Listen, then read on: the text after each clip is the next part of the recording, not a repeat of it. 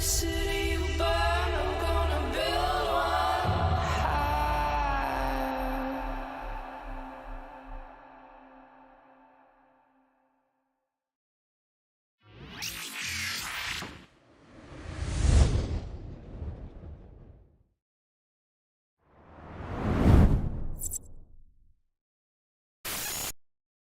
Greetings, fellow Empyreans. I am Ashtarothi, the voice of New Eden, and it is February 9th, YC 125, and this is the Eve Universe Show! How's it going, guys? I just wanted to start the day by hanging out for a few minutes. I've got some footage going on in the background. We'll start it over when we actually do the real recording of the world news. But I felt like, well, I just wanted to hang out with you guys for a few minutes first. First of all, it's been a minute, right? Like, I was supposed to stream on, my son had Thursday and Friday off. So then it was a 4-day weekend, which was exhausting. So then I had a Monday to recover. And then Tuesday, he was sick again. Or at least claimed to be. So then it was Wednesday, and today's Thursday. So finally get to see you guys again. Good to see you guys. Did put out the world news, the New Eden news rather, from the other day. Put that out today. So that's not today's news. That's what we're going to be talking about today. He's feeling fine. It's the classic, by 12 o'clock, he's perfectly fine and wanting to go to McDonald's, all right? I appreciate your guys' concern, but don't encourage him. No, I will say, though, I want to brag on him real quick. They said, well, I talked to him about, like, if you really want the big rewards, these are the numbers that you got to work on, right? Because they test them. And, he was testing very low in math, like 18th percentile. And I was really disappointed in him. Not because I thought he was struggling, but because I knew he knew this stuff, which meant he wasn't taking the test seriously. And so I told him that if he get those numbers up, that's how he gets his big rewards. So yesterday, he made sure the teacher, because he took another test, and he came home and he told me about it, and he said he did better, but I don't have the numbers. And so yesterday, he's like, can I please get the numbers so that way I can bring it to my dad? So he went from I think the 18th percentile to the 59th percentile in one test. So I'm like, that's awesome, man. Good job.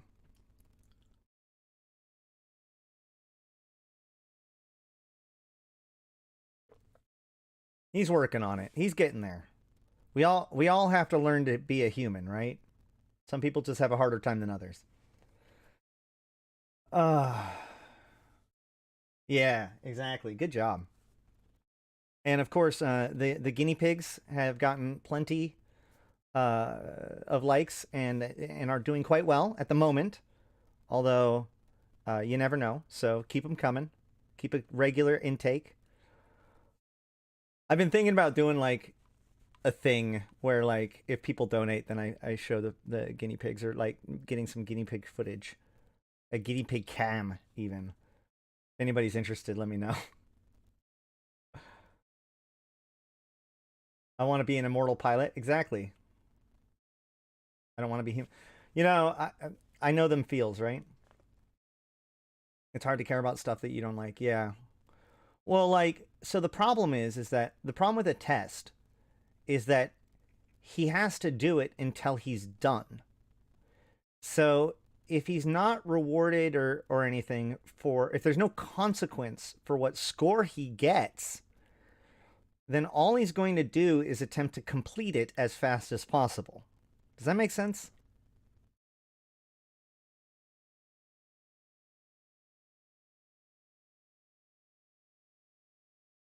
You'll be immortal if you eat the Mona Lisa.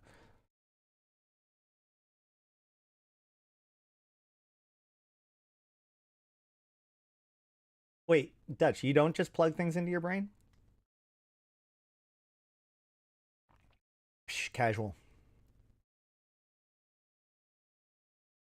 Hold on. Since we're not going to be doing this one yet, let's just, I want to show off some of this footage. It's good stuff. Let me start it over for you guys. That didn't start it over. Hold on. I thought I was supposed to start it over. Here we go. But I should have like a background black. Color source. Black. Okay. And then take that and go like right there. Yeah. Ish. Filters? No. Properties. Alpha is what, 365? 300? 30?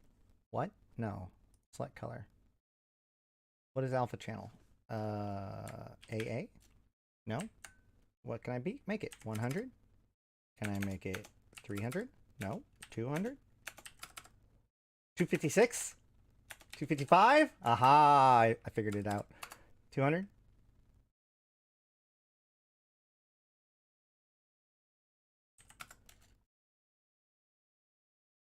All right. Well, now no one's talking. I can't tell. Any rate, Aikawarazu Chan, hey, what's up? And Galand, all you guys. So, okay. Today has already been kind of eventful for me. So today I went to, hold on one second. So angry. Tug.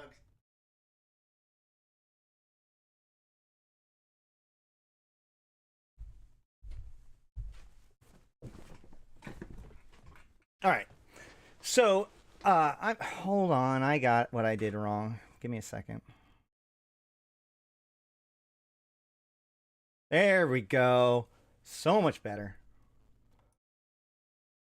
Bingo. All right.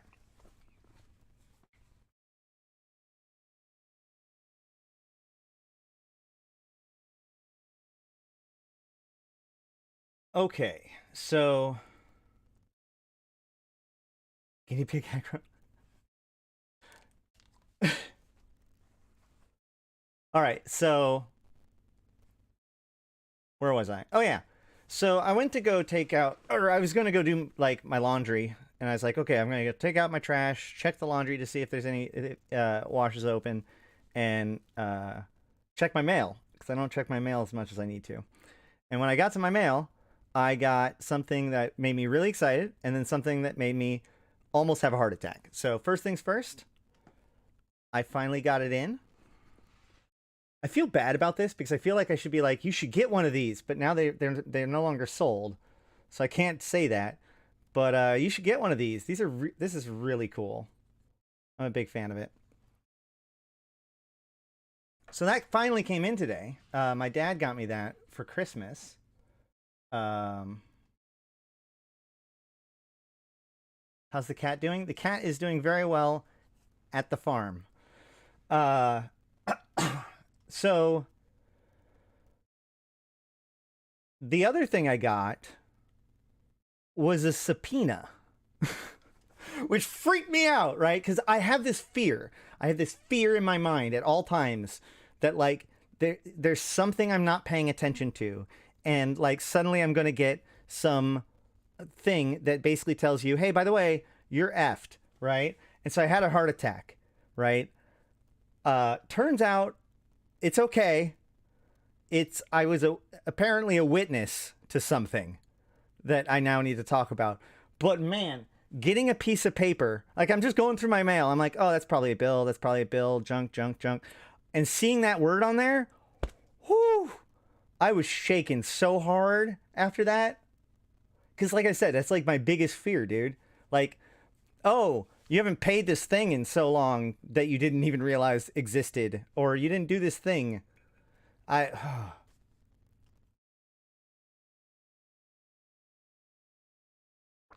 So that's why we're starting out with a bit of a chilled time. Try avoiding officials for 7 years. I'm not going to say anything about that. Uh,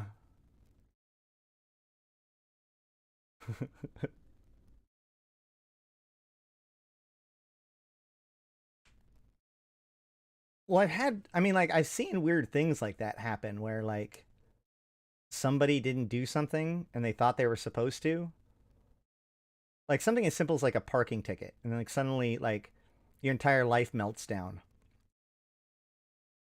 I had that with, like, my rent and other services and stuff that, like, I'm going to find out that, oh, yeah, by the way, it's actually been 2 months since you've remembered to do anything, and now, there's a problem or something.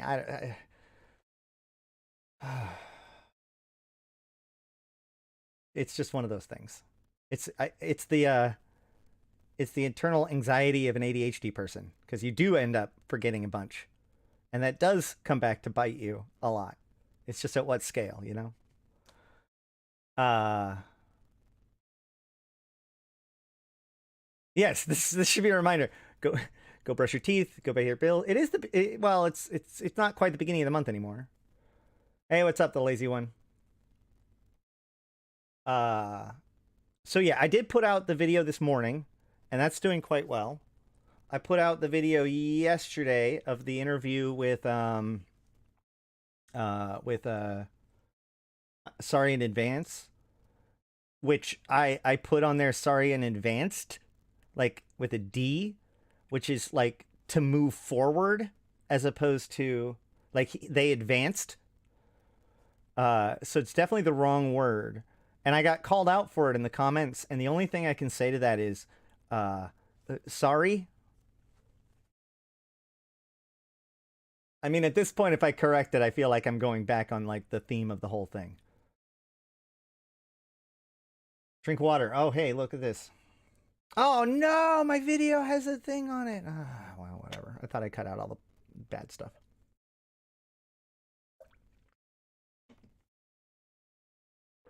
I made this footage yesterday, so.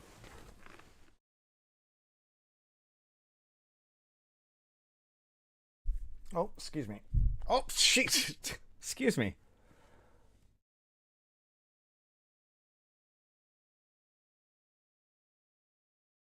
I thought I heard my guinea pig squeak to the point I can hear them again. They're coming on stream. Anywho, okay. So I also like I wanted to do a thing where we go over inventory and all that kind of stuff. I might end up doing it tomorrow, just so that way we can kind of chill out and catch up. Uh, on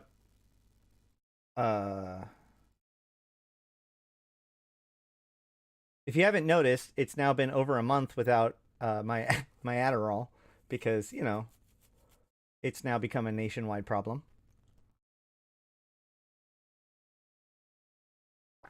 Your full studio gaming setup, nice. I've been thinking about if I want to rearrange my setup again, so that way maybe I could get rid of the green screen. Because like I can do this. Check this out. Ready? Let's see. I don't know how much this is going to mess up with the green screen, but uh, I also don't want to do this. I'm not going to say this out loud because I'm going to mute myself for this because I don't want to set off all your guys' devices at the same time.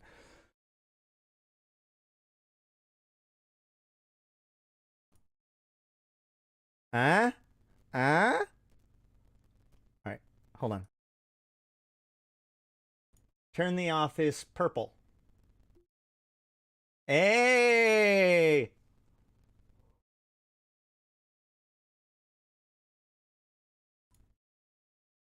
All right. Yeah, that's bright white.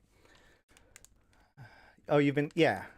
Oh no, it's a nationwide thing. Like it's a big thing now. There's apparently uh I guess we have too much opioids, not enough Adderall, which is probably going to get me demonetized just for saying, but carry on. Yeah. It's funny because I've had this light bulb for a little while and I knew it could change color, but I forgot that I could just like say the color.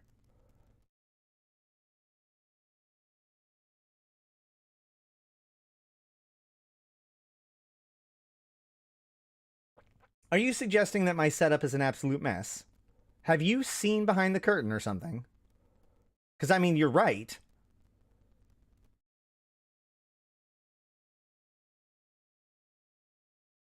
Yeah. No, this is... I'm now a month... Like, this has been... There hasn't been any for a month. Okay. I thought you were contrasting yours with mine. It's like, hey now, I have a 9-year-old. Cut me some slack. That was a jarring cut. Oh, well. By the way, what we're looking at here is all the different headquarters from Eve.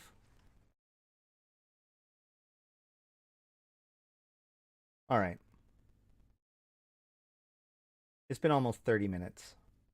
I think it'll be about time for us to do an ad, and then we will do the world news, and then we'll talk about it. And as I'm going to probably explain it in the world news, I'm going to do something a little bit different this time, which is that I kind of want to read each section and then talk a little bit about that section as opposed to try to read through the entire thing. Because at this point, we're getting... Like, these things are important enough and independent enough that we should probably look at them a block at a time. All of these stations and buildings are part of the new fortifications in the headquarters. Well, actually, the Caldari ones, like this video right here, which I love how this footage came out. But this footage is from Seminuni? No.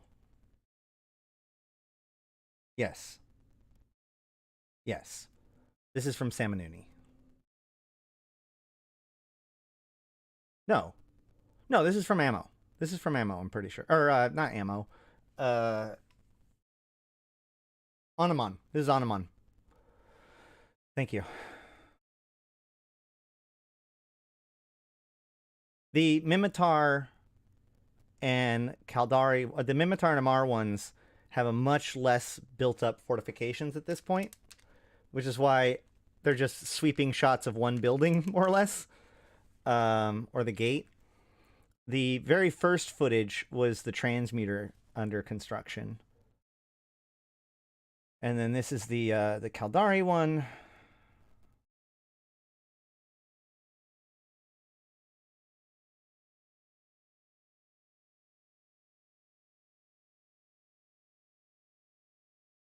I thought it came out pretty good. Let's see. No, this is on Tranquility. This was all filmed yesterday on Tranquility. So, oh yeah, here you go.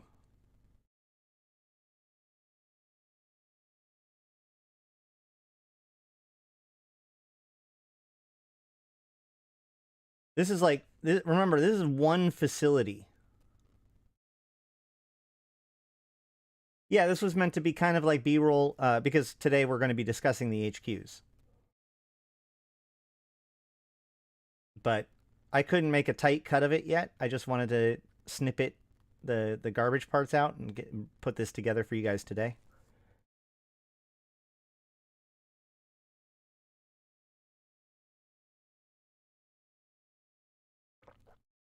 Thanks. Well, it does look great, but that's only partially because of me. A lot of it's because of CCP's great job here, man. The thing I really wanted to try to capture in these videos, though, was the scope of these things. How big they are. Because look at this. You can see in the background all those different grids, and you can see in the foreground how big those grids are. Right?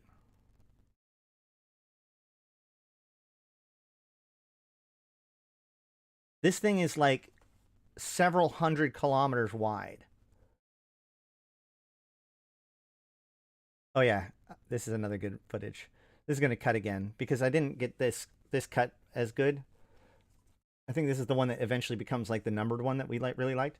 But this cut is really good. It's also very long. This was the one where I wanted to give the scope, right? Because it goes from here it keeps going, keeps going, keeps going, keeps going, keeps going. But then I zoom out.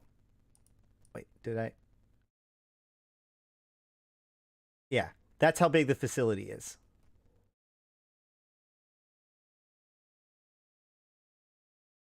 Isn't that wild? All right, now that you've seen that, I'll let it go back and actually play out. All right.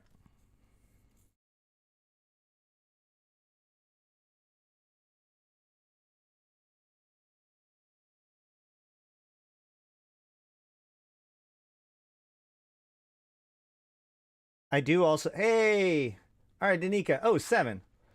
Oh yeah, it's massive. And this is only one facility out of several in the system. So, that's pretty wild. Um,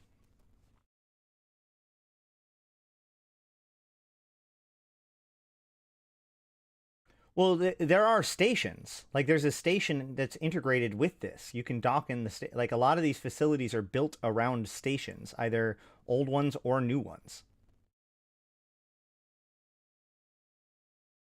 Like I don't remember what angle you have to be at before you can see it, but there is actually like a station in like over there in this room.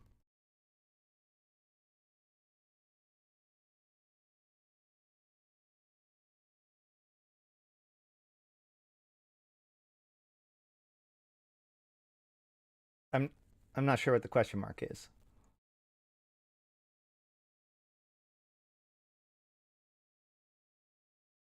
And then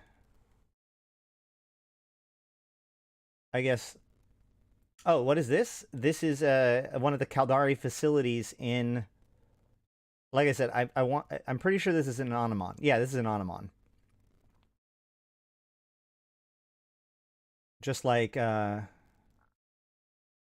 this facility is in Ohide, and this one, wait, hold on. This one is in Ammo. This one is in, no, sorry, this is in, I'm sorry, this is Mehator. This is Ammo. I apologize to all my Mimitar brethren and sistren. Sistren? This is the Caldari, one of the Caldari facilities in Onamon.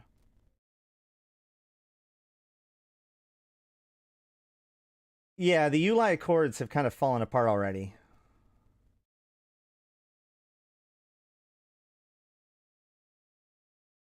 This has been going on for like the last several months now. So this is more of the Caldari facilities like we talked about.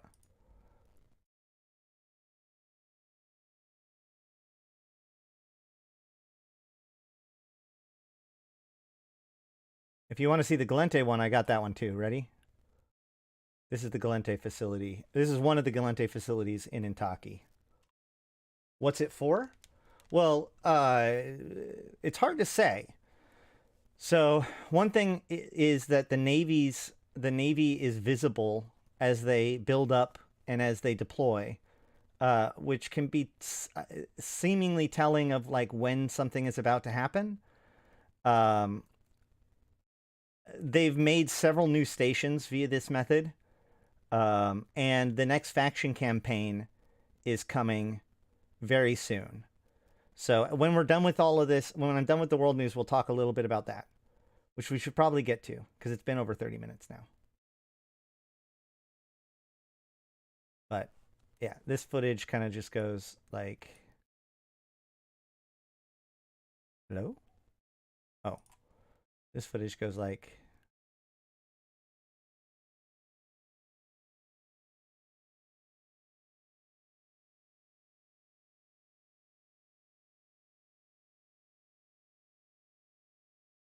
that. Cool. So yeah, these places are pretty cool.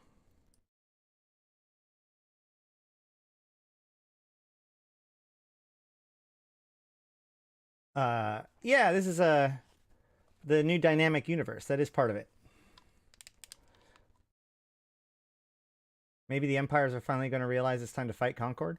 Concord is the Empires, though. The Empires have no reason to fight Concord. They might, like, Concord's being tugged at the seams right now because diplomacy is falling apart.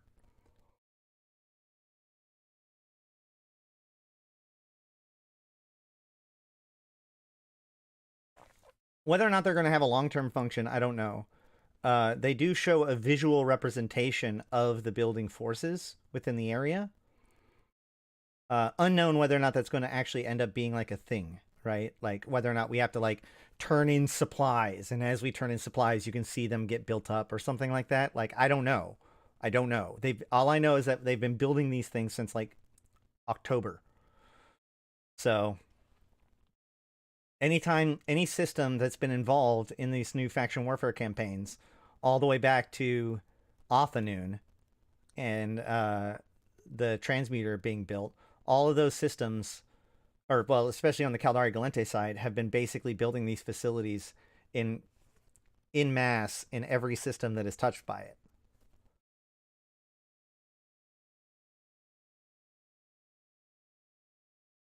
Yeah, I do want to put some footage on it, audio on it. In the meantime, I actually do have.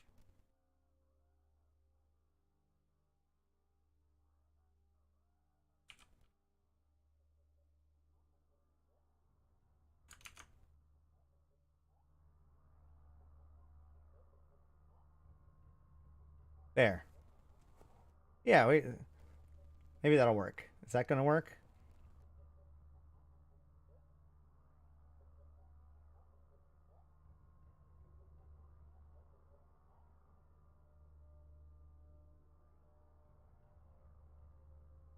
Okay. Does this sound good? Can you guys hear the background at all?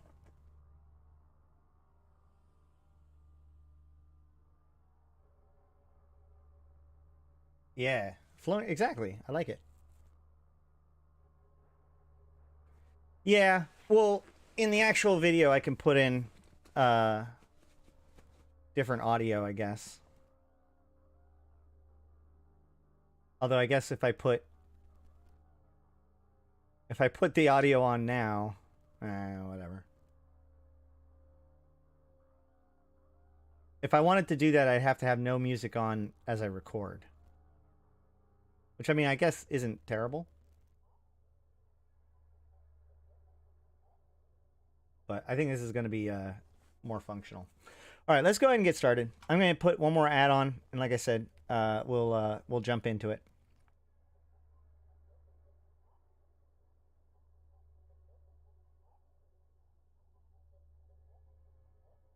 Do.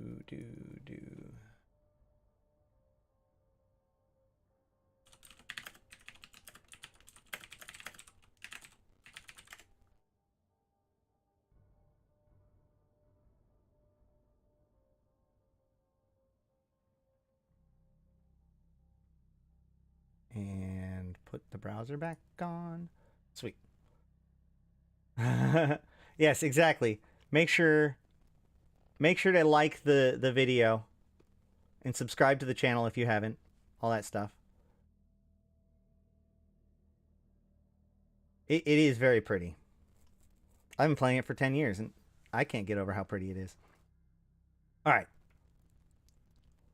I'm going to assume that's good.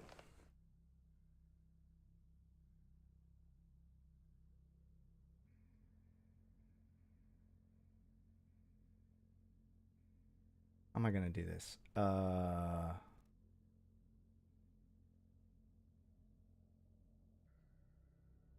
We'll just start. All right. Greetings, fellow Empyreans. I am Ashtarothi, the voice of New Eden, and today I want to talk about the New Eden news for yesterday, which was February 8th, YC 125. I want to do it a little bit differently today than previous days. What we're going to do is I'm going to read each section, and then we'll talk a little bit about each section in between. That way we can kind of maybe put some context into each news item as we get closer and closer to the next faction campaign. I feel like that's going to be important. So let us begin. Report on research project into Caldari Shipcaster technology leaks from Concord Edencom Task Force. Ulai Genesis. A secret report into a Caldari Shipcaster technology research project has leaked from a joint task force, once again throwing the embattled institutions of Concord and Edencom into controversy and disarray. Authored by a group made up of members of Concord's AG-12 office and Edencom's Stellar Monitoring Directorate, the report outlines the efforts to ascertain the technological developments pursued by the Caldari state since the discovery of Edencom and Triglavian facilities in Othanoon. The report's most startling findings claim that, quote, Caldari state technologists have made major progress towards utilizing a key Triglavian technology that has the capability of unlimited range of deployment and assets. Quote, the Caldari state technologists have made major progress towards utilizing a key Triglavian technology that has the capability of unlimited range deployment of assets with potentially pinpoint precision. While the Caldari program does not appear to have overcome the enormous spoiling factors inherent in planetary gravity wells, and seems unlikely to be able to do so for some time, we assess their progress as having mastered the theory sufficiently that relatively large assets such as spaceships might be projected to locations over interstellar distances without regard for sinusoidal jammers and other counter-jump defenses. The Caldari have designated the element of this program as Interstellar Shipcaster. The extensive report also describes the history of a secret Edencom facility in orbit of Othanoon 5 and the efforts in the organization to penetrate Triglavian facilities on the surface of that planet and recover technology.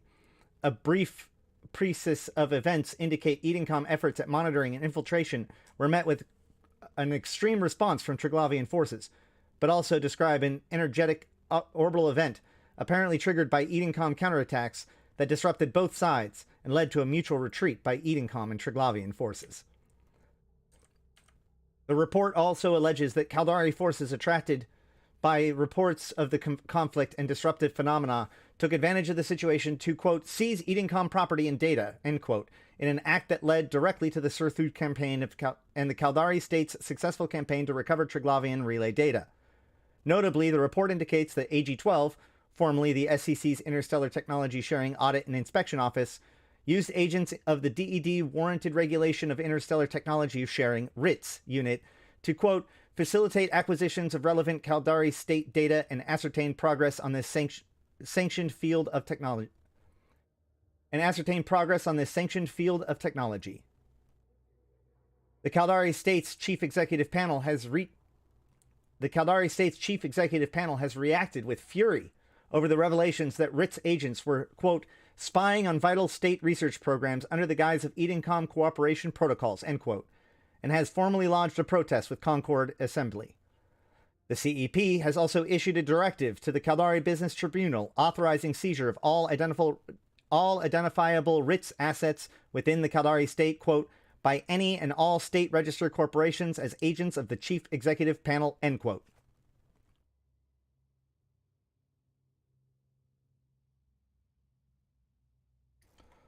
Amar Empire construction site at Ohide Star reported to be stellar transmuter.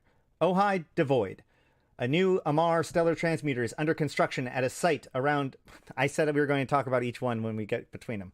All right, so let's talk a little bit about this first one. What is going on here?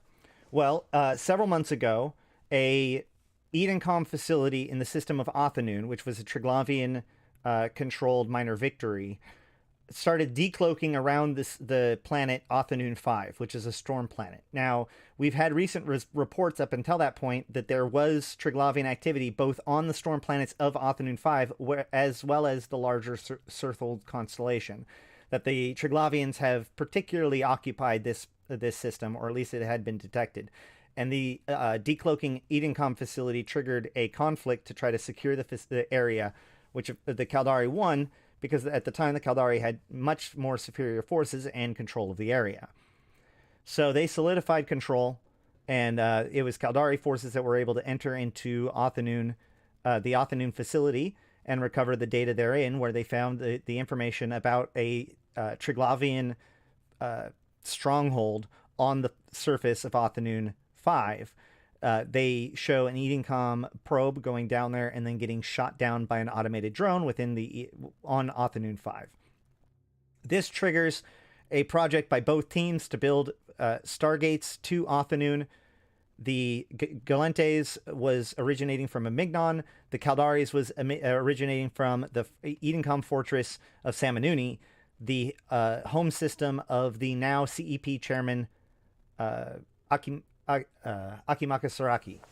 So, as part of that faction campaign, the Caldari state militiamen were able to lock out the Gallente from both tasks of constructing the gate and doing the Triglavian research data, while at the same time succeeding in their objectives. So now there is a new Stargate from Othanoon to Samanuni, and clearly the Caldari state are able to move forward with this Shipcaster technology thanks to the successful efforts of the Caldari state during that campaign. So, all things to keep in mind as we get closer to the next campaign. What is a Shipcaster technology?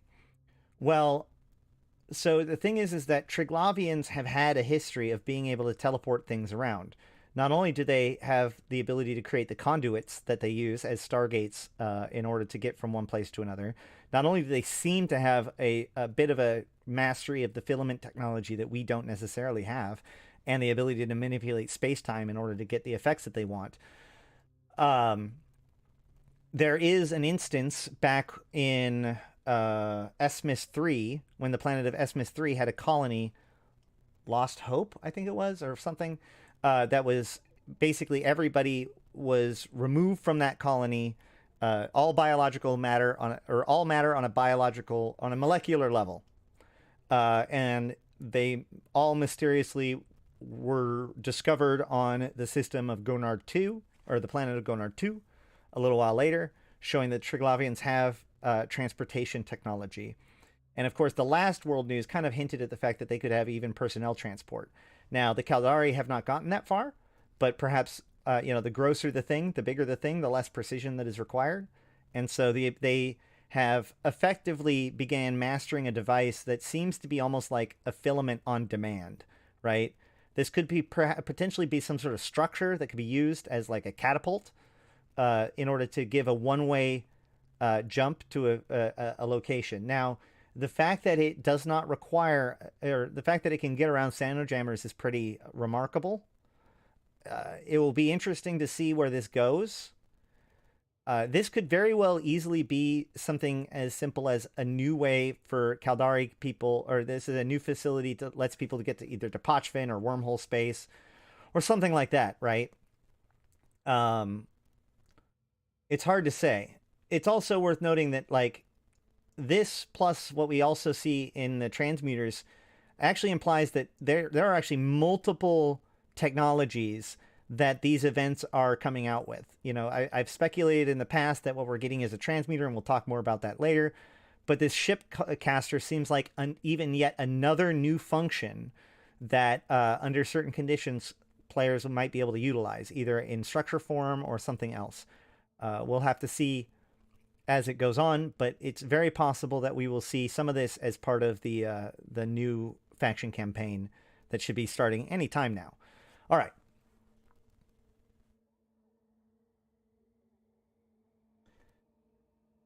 Next, Amar Empire construction site at Ohide Star reported to be stellar transmuter. Ohide devoid. A new Amar stellar transmuter is under construction at a site around a blue AO class star at the Ohide system, according to reports from the system. With Ohide located close to Amar Mimitar militia war zone and the newly declared HQ of, quote, Combined Fleet Group Damius, end quote, it appears that the Amar Empire is determined to press ahead with its efforts to exploit and militarize the stellar transmuter technology tested by them in Egmar, Vard, and catastrophically in Turner. Captain Marshal Zerdan Sirkosh has reportedly received full backing to pursue stellar transmuter and ancillary technologies from Empress Katis I, despite reports of misgivings among the ranks of the royal heirs' families.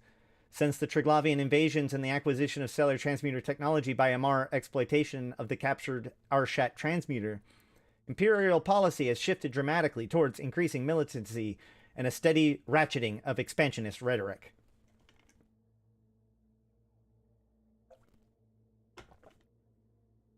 Once thought to be the epitome of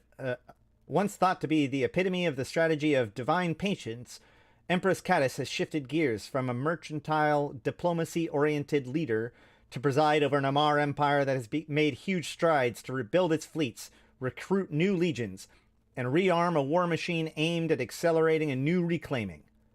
Many made fully responsible for defense of their own vast territories, those royal heirs less inclined to militancy have nevertheless seen their power leveraged to revitalize a ministry of war that is driving the new imperial mandate for a military capable of holding down and expanding the largest empire in New Eden. The Minmatar Republic greeted the news of the Amarr project in Ohide in surprisingly muted fashion.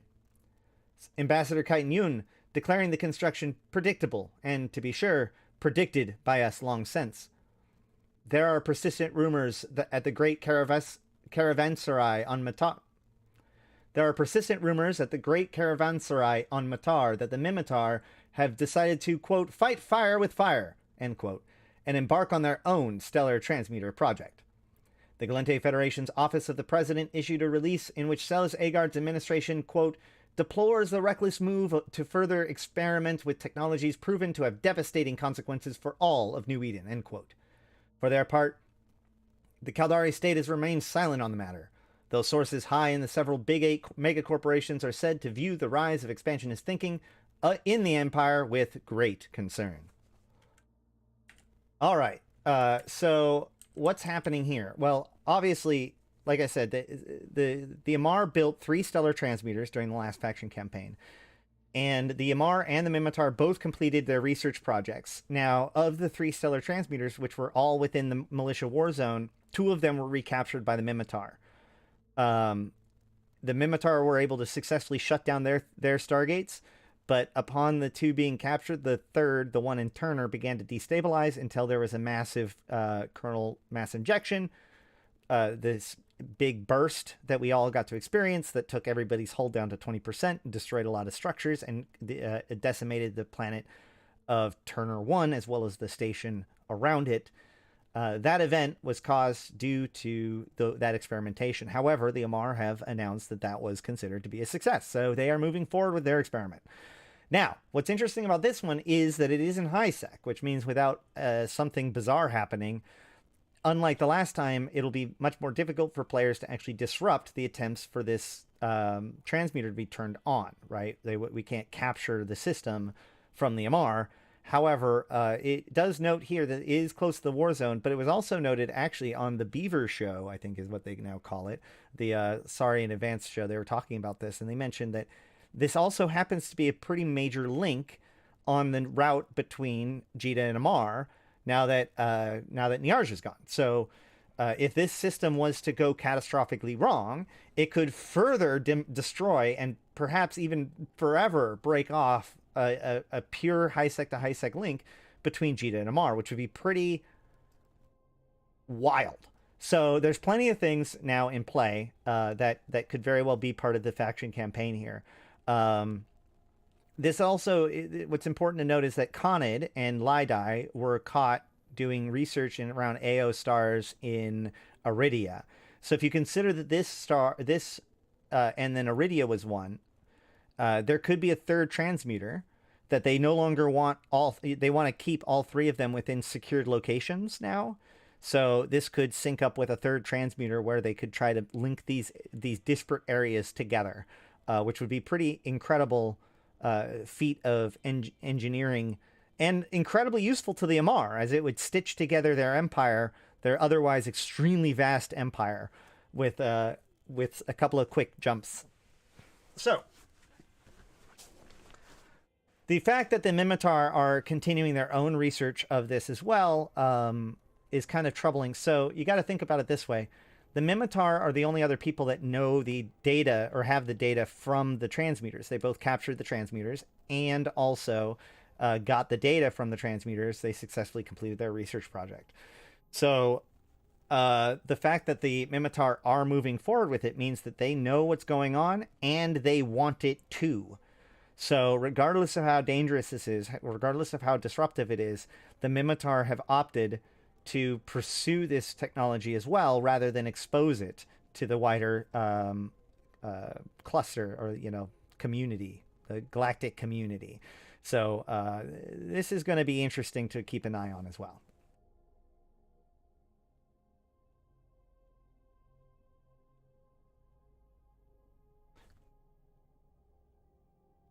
All right, next.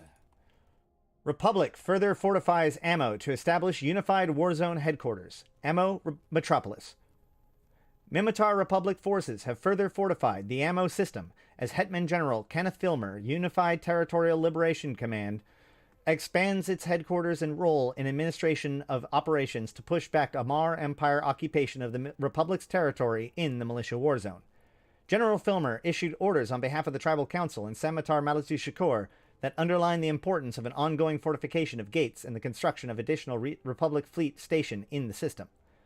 These orders have gave roles to the Republic's security services and Republic Justice Departments in carrying out special tasks and organizing liberation flights, respectively.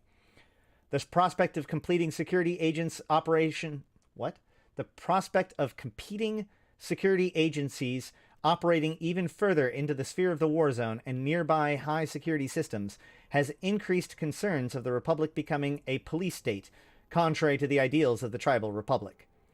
Fears of a creeping militarist authoritarianism within the Republic have also been stoked by the authoritarian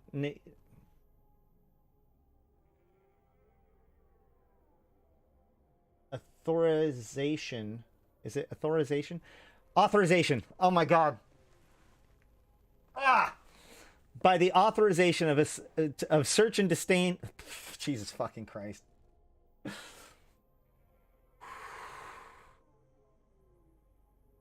Fears of creeping militarist authoritarianism in the Republic have been stoked by the authorization of search and detain police powers for the Regional Territorial Guards formation of the Republic, together with the Tribal Council's designation of crimes against the Minmatar people as under the jurisdiction of a military tribunal system controlled by the Republic Command and Fleet. The Tribal Council was highly split on these latest authorizations and orders, with the chief of Sebestior, Thucker, and Viorkior tribes dissenting from the majority made up from the Brutor, Krusel, Nefenter, and Starkmanir tribes. Debate is reported to have been heated, but many of the details, possibly including authorization of rumored Minmatar exploitation of stellar transmuter technology, remain highly classified. Even so, Chief Akasa Midular of the Sebester tribe has gone as far as to comment harshly on the manner by which a majority for the new policies was achieved. Shakur knew he couldn't rely on the Thucker tribe for measures as far-reaching and injurious of a clan of tribal sovereignty as these, so he bribed the Starkmanir and threatened the Nefentar. We are in a war with the Amar for our freedom, but Shakur risks something even worse with his relentless drive to control the Republic at every level. All right, so this is an interesting one. First of all, lots of words.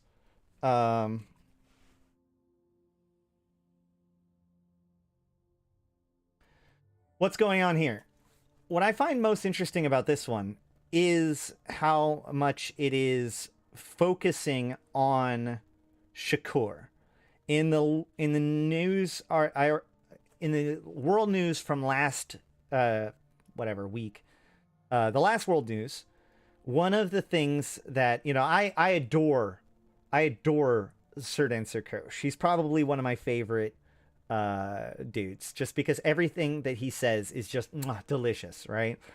Best propaganda. But one of the things he mentions is the failure of Shakurite policies. Now, I haven't seen too many depictions of Shakur as being like a negative leader or having his leadership overly questioned much since he took power in Empyrean Age. But if you think about it, Empyrean Age really was predicated upon Shakur calling out Midular and for being too weak and taking over the Mimitar as Sanmatar.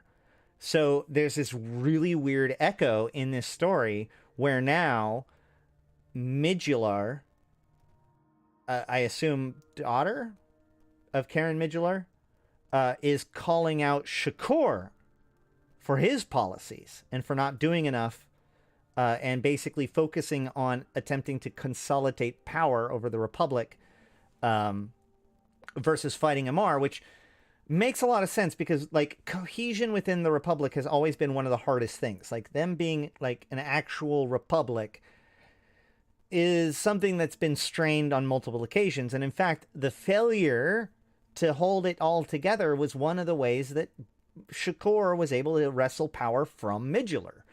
So, to that end, it feels like they are, as they've done quite a bit, kind of setting up the same beats, or we're seeing echoes from those days of like the Empyrean Age, Templar 1, etc.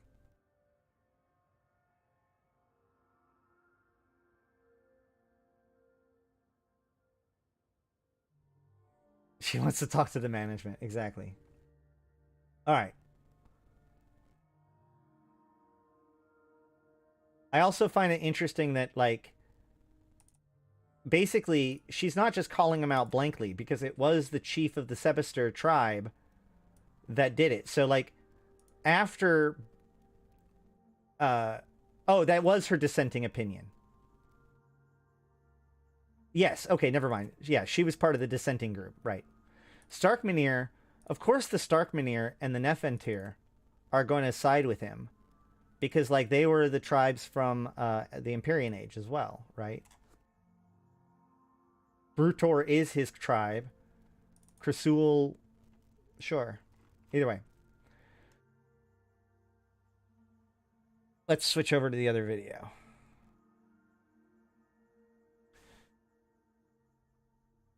Federal militarization of Intaki raises security status and blocks capsular structures. Intaki, placid. Gallente Federation authorities have taken further steps to militarize the Intaki system while raising its security status and blocking the anchoring of new capsular structures. A federal directive declaring that Intaki and neighboring systems are now part of a, quote, Virat Special Military District, end quote, was issued on behalf of President Selis Agard by the Federal Military Commission by Vice Admiral Forina Revelli, commander of the Federation's Combined Special Task Force 15. The steps taken by presidential and FedMilcom's orders have been consented to by the Intaki Assembly and ratified by the Federal Senate, legally activating emergency clauses in the treaties and articles of federation under which the Intaki system is a member of the Gallente Federation. The Federal Administration registered an increase in system security rating from 0.3 with Concord. At the same time, it entered into a formal exception to the ULI Convention, placing a block on the construction of new capsular structures in the Intaki system. President Selis Agard's administration continues to maintain that it is acting to, quote, fully secure the Intaki system from any future threats of Kandari occupation, while providing for the broader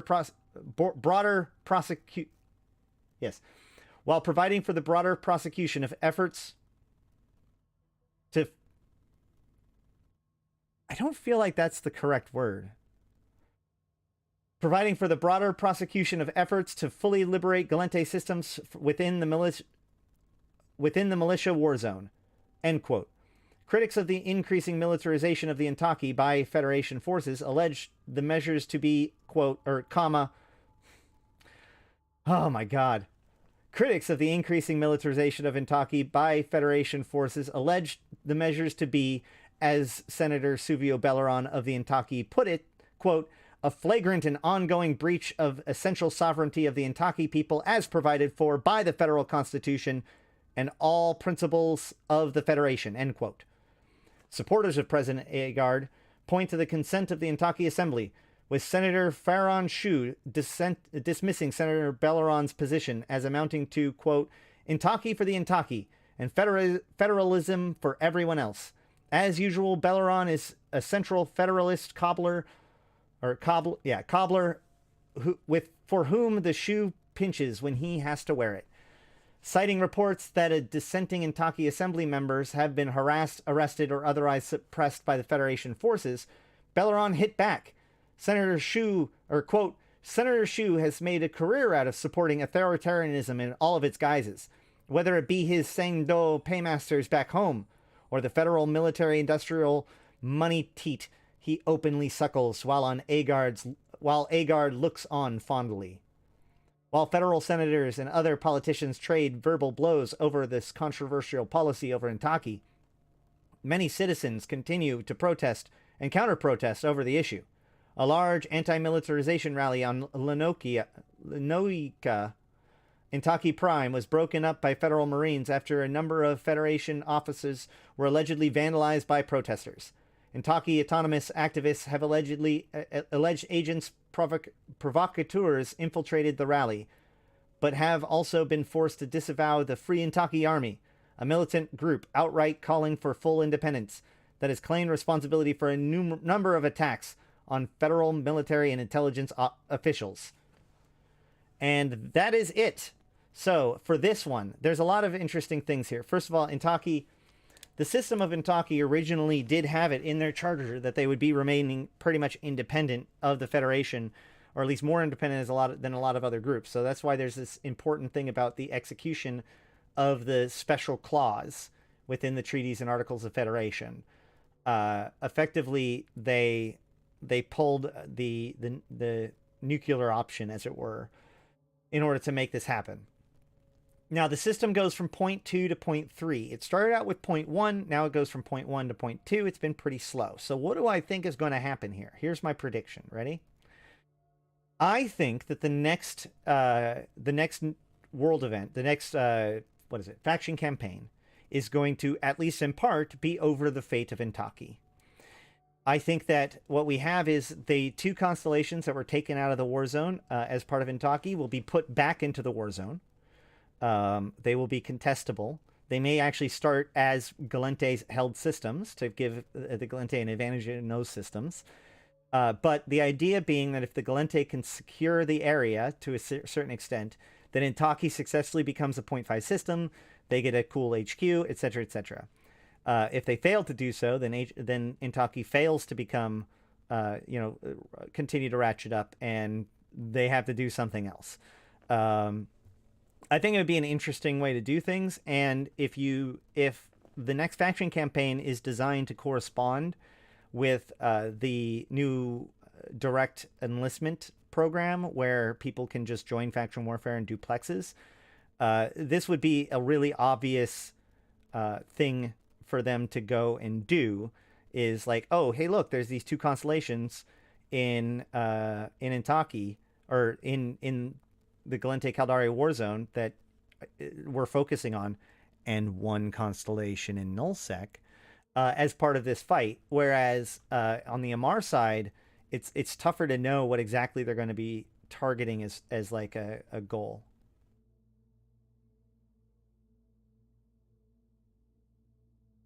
Yeah, I think that they meant execution instead of prosecution. All right, well, that's it for your news. Your New Eden news for this February 8th, YC 125. This has been Ashtarothi, the voice of New Eden, and until next time, I'll see you in space.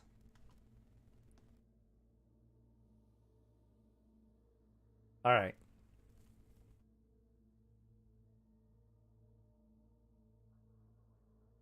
Yeah, so let's talk about this a little bit.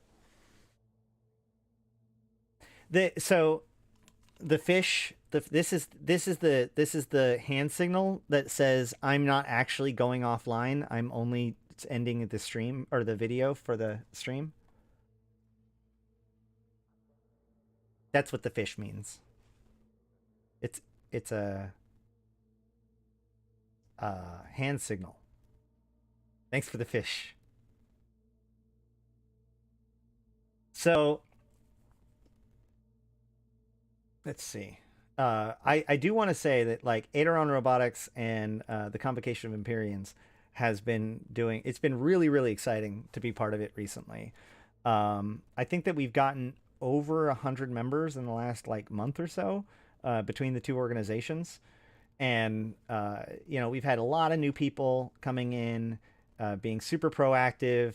We've been getting, like, it's funny, we can't get enough things for these people to do. Like, Orleas, bless her heart, is like, every time something sells, that money is immediately being turned around and going into the buyback because people are really getting a lot out of that and finding it valuable. We're doing like mining every day, either on our moons or in low sec or in a belt with compression and boosts, and this just we got faction warfare stuff going on. We have a war with Nazis, which is always a great thing to do. Kill a bunch of shouldn't say it that way. Blow up a bunch of spaceships that belong to people that are probably pretty awful. So yeah, I mean, like, if you want to take part in all that stuff, if you want to see what it's all about, the Convocation of Empyreans is definitely recruiting. Doesn't matter your experience. We are here to maximize player engagement with EVE Online.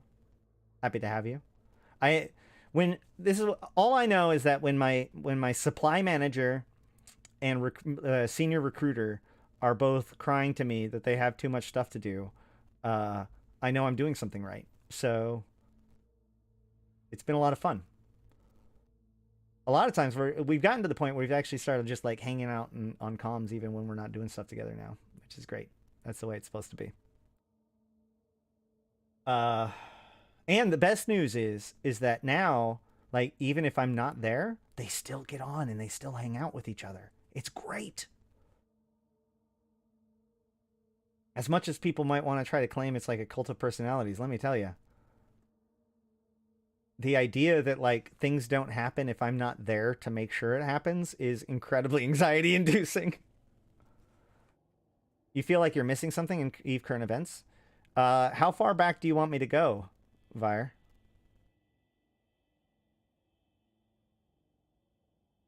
I do want to say that my video that I came out today did really, really well, or is doing really, really well. So if you haven't watched it yet, when this when the stream is over, please go back and check it out, and like it and comment on it and all that stuff. It's actually pretty short.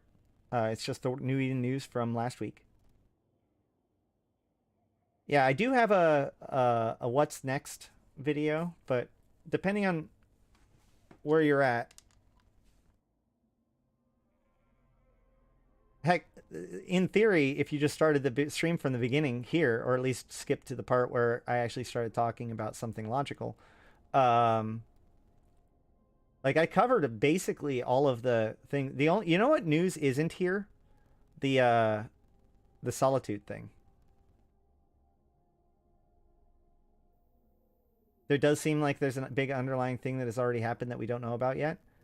Are you suggesting that the War of a Million Lies is not over?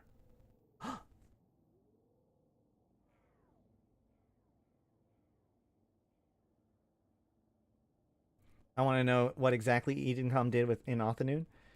Well, it sounds to me like they started to try to seize... So, what I understood from that... Not Solitude, I meant Syndicate. Not Solitude, my bad.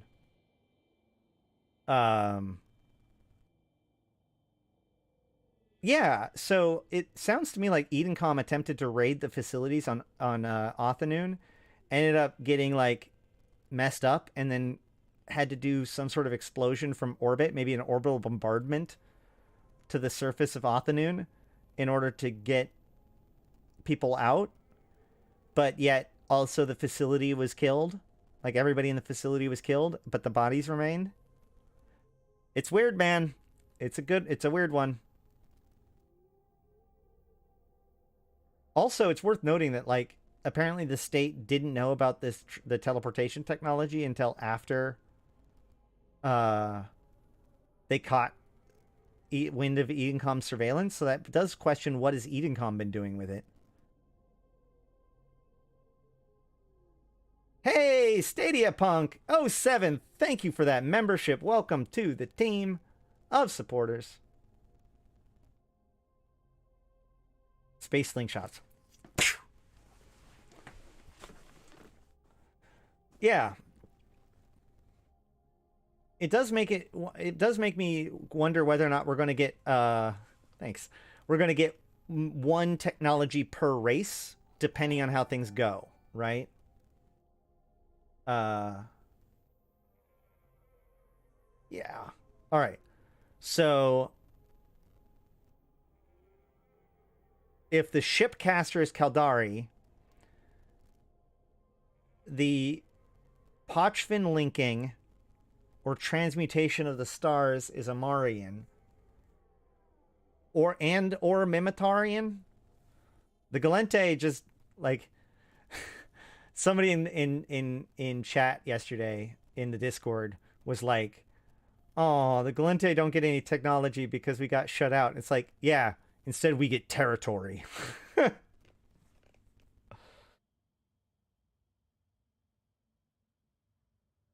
Let's see. I do find it interesting. So like, how's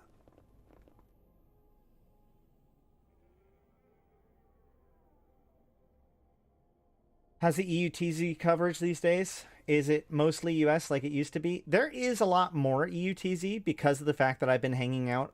We've all been kind of hanging out there a lot more, and my stream is exclusively in that time zone.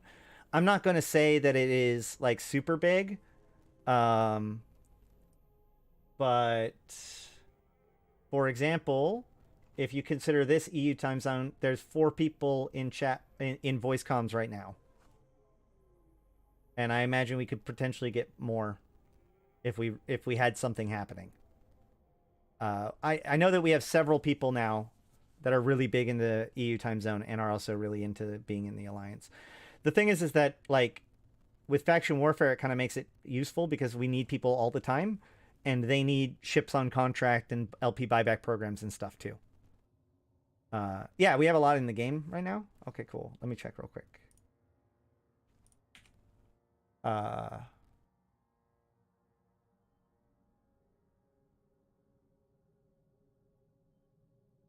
There's like 20 people in COE comms. It's pretty good. At least 6 people on in Aderon. Like I said, nothing particularly is happening right now. So, random survey. Wonder when the Space Wizard from Turner and his people are going to show up again. I'm telling you, man, he's going to show up in Pochvin. Or in Othanoon. One of the two.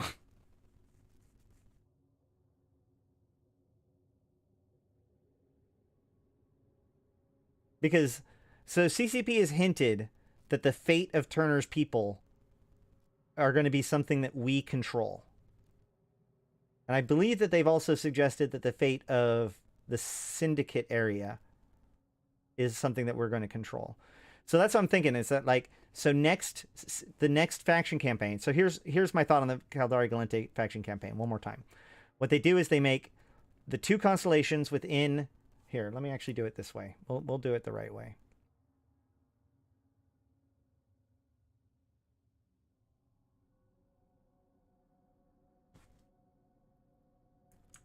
Hold on.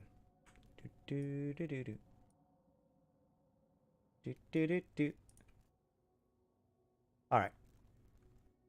So, as you can see, this area down here around Intaki is like, so Mignon and Jufit are high sec, but the rest of these systems are all low sec. This used to be the war zone. Now there's a couple things here, like, but this goes straight into high sec, and these kind of link all together. So like this isn't quite the same. This is part of a constellation. These are entire constellations that are still in this map that don't need to be, right? Like they could just cut these out. This whole thing could be down here. They could have more room. This whole thing is packed in because these extra constellations are here, which tells me that they might be there for a reason. In addition to that, we have the F7C TAC entry point, and if you look right here, MHC TAC R3 in the Syndicate, right? So what happens when all... So my prediction is that all these systems are going to go back to being in the war zone, owned by the Gallente, right? But allow the Caldari to invade, potentially using NPC-built shipcasters. Meanwhile, the two constellations in null security space, or sorry, the one constellation in null security space likewise goes contested, which allows the Caldari to attempt to take our systems and us to take their systems, right? Again, just a thought. So, and then based on those results, control... they don't have the PF tax 3, do they not? You're right. I think that's probably too deep into high sec, right?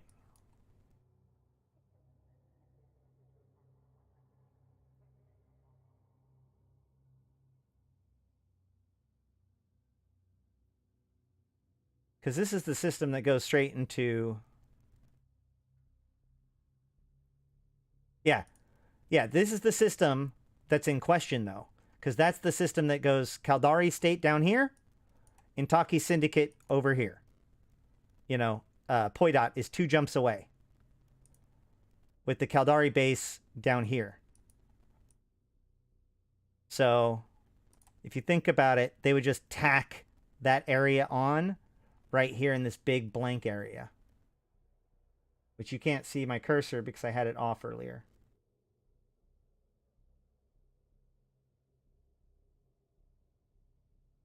I don't know. I also predicted that that Jafit was going to be the headquarters, so take everything I say with a grain of salt. But I'm just saying, like, that's what they could do. And that feels like what they're setting up. Because what that does is it gives an opportunity for people to plex in this tight area, which shows off the ability that they can plex now. That's the big thing. The only thing that direct enlistment does is allow you to plex now. Like, everything else could be done. Just make it so that they can't do the missions or whatever. Oh, also, think about it this way. If you you can do missions. The thing about each of these headquarters is they now have turn-in points, right? Even, especially the Mimitar one was talking about that, right? They have a turn-in point and a place to stage strategic convoys or whatever. So I think that what we're going to start seeing is these headquarters become centralized locations for new kinds of agents that allow you to do efforts for the within the war zone, either going out and doing something and bringing it back, or bringing resources to then be brought into the war zone, whatever. I think that these headquarters are going to be kind of the epicenter for those sorts of things, which is one of the reasons why all of these new facilities are being built, because they need to justify why these particular systems have a bunch of rats running around, like in a Triglavian Minor Victory system or in Pochvin, because they're literally just the Navy that are stockaded in that system. That's kind of where it feels like it's going, if that makes sense. But again, this is 100% tinfoil. 100%. Not even a little bit of reality encroaching in that one. As far as this goes, we have ammo up here, which is next to Harar and Heck, which is pretty ballsy. And then down here, what I find interesting is that, yeah, this chain up to Mehator. Is this because they're all in the same constellation? I bet it is. Yep, that's why. So it shows the entire constellation here. Now, will that do something to the rest of the constellation, given the fact that... Wait a minute. Is this part of the same constellation? Assassin? Yeah, right?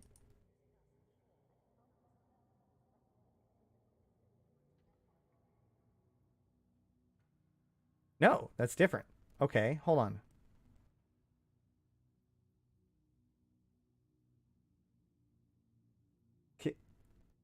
Kisana.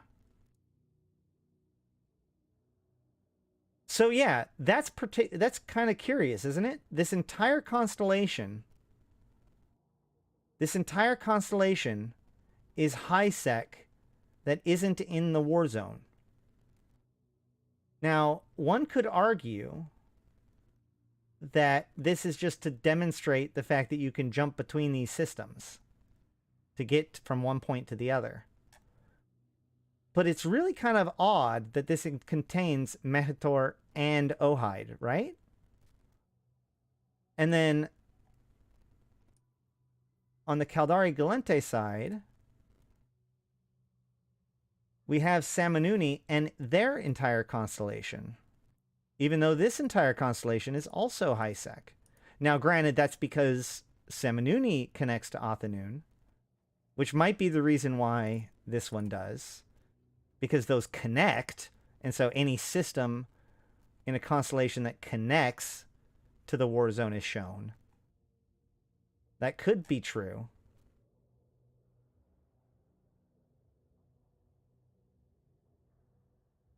I just find it very interesting the way that they laid out these maps.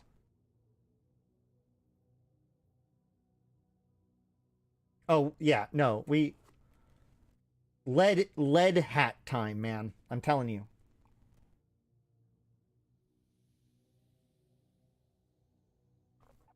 So, yeah.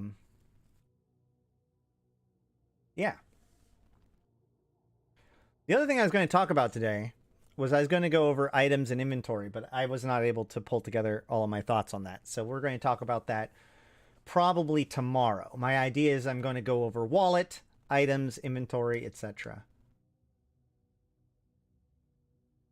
I think to facilitate acquisition of relevant Caldari state data and ascertain progress on this sanctioned field of technology, risk agents might give the quest to help progress the research, but the risk agents are trying to stop it.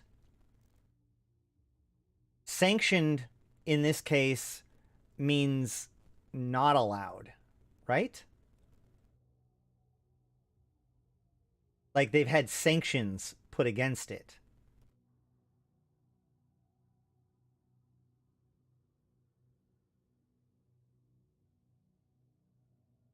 Well, it depends. If Ohide is able to make the connections without disrupting the existing stargates, that could be useful.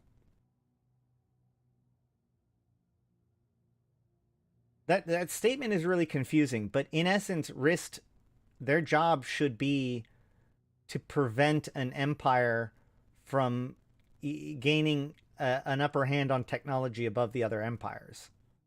That's what AG12's function is. So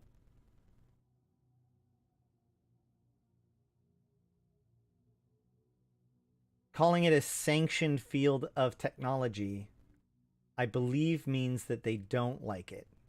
Somebody argue with me.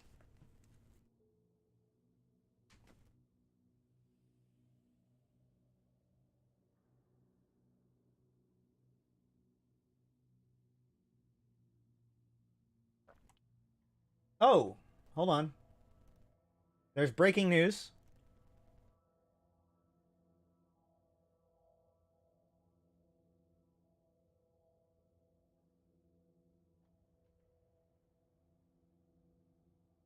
Why'd they put it on Instagram?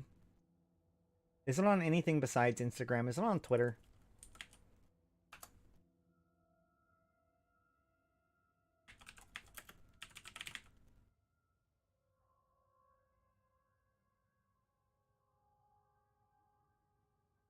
No.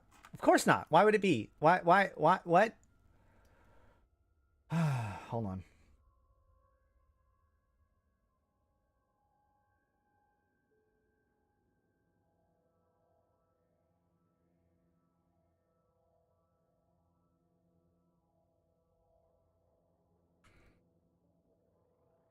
All right. Can we... All right. Breaking. Reports of Republic Stellar Transmuter under construction in the Barkrick system confirmed. indicating that Mimitar Republic has reached a critical point of understanding in its transmuter research. Okay.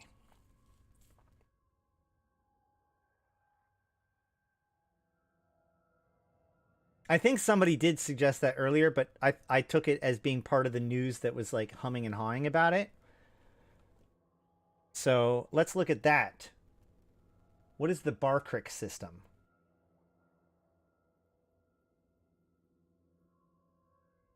Is it here?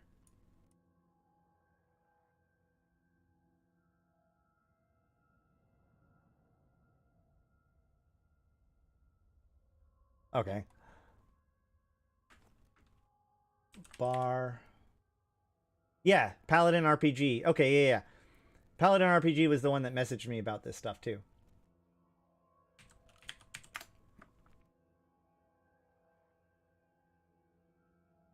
Yeah. Yeah. There's nothing interesting yet.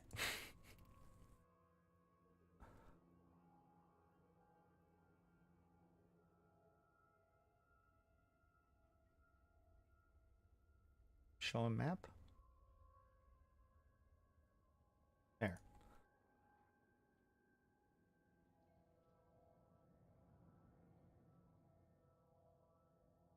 Is this interesting to anyone?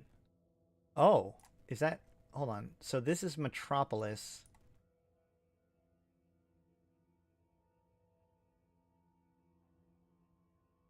Two jumps from Heck?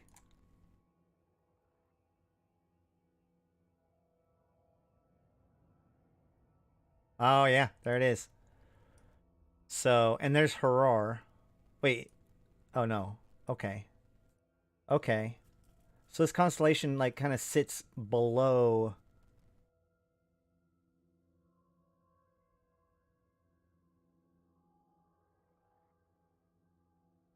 Is this even the right one? Yeah. Barkic.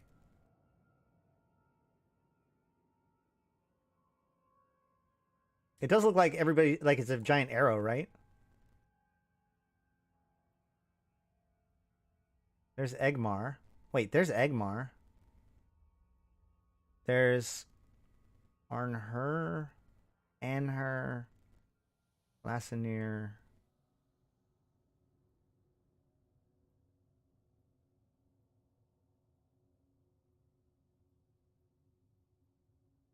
Of course, Flossiswin.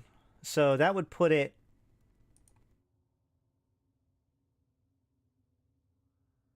here. That's really close to ammo.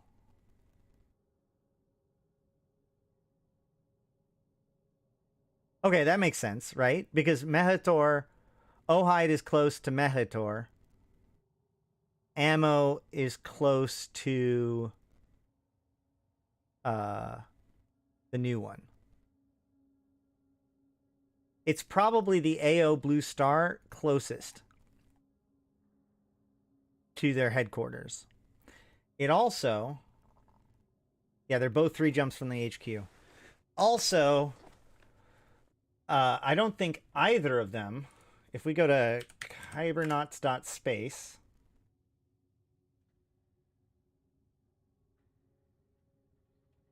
we can see... what was it?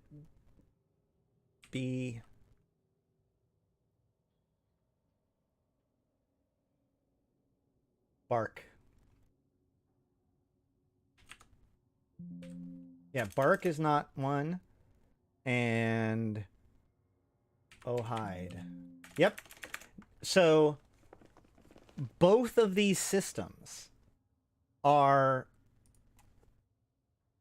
Empire systems that are AO Blue Stars, therefore could have theoretically progressed and never went into play. They are neither Triglavian minor victories, nor are they Edencom minor victories or fortresses. That's pretty unusual. There aren't that many of those stars left in the game.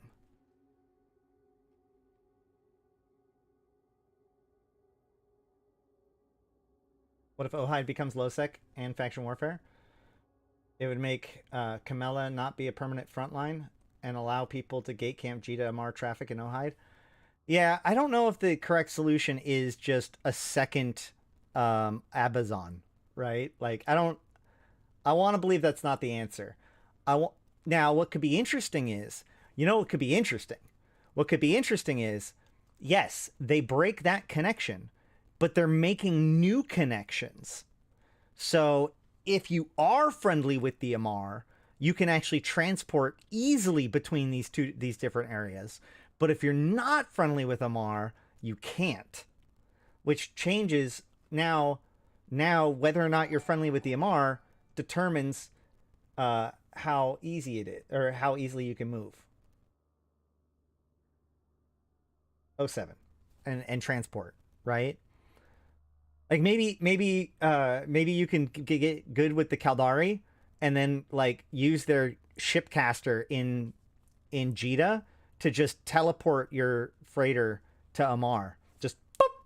You got to have 8.0 faction with the Caldari to be allowed to use it. You have to pay some money for it. But you can use their insta transport between Amar and Jita. I mean, with this shit, the sky's the limits, right?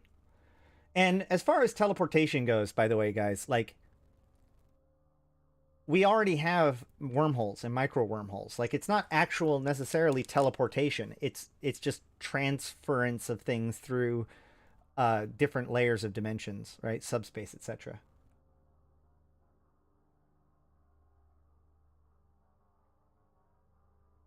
What if ship casting is temporarily merging of two systems so you don't even have a gate between them, but they're literally merged so you can warp from one to the other, like two suns in an overview?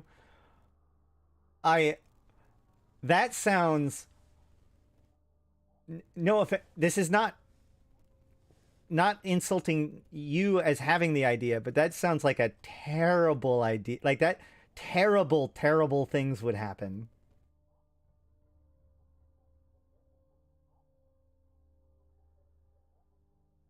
Let me go read the thing again.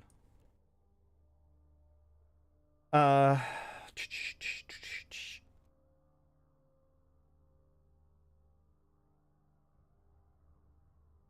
The reports also allege that Caldari forces attracted by reports of the conflict to disruptive phenomena took advantage of the situation to, quote, seize Edencom property and data, end quote, in an act that led directly to the Surthu campaign and the Caldari state's successful campaign to recover Triglavian relay data. Notably, the reports indicate that AG-12, formerly an SEC Interstellar Technology Sharing Audit and Inspection Office, used agents of the DED warranted regulation and interstellar technology sharing RITS units to, quote, facilitate acquisition of relevant Caldari state data and ascertain progress on this sanctioned field of technology.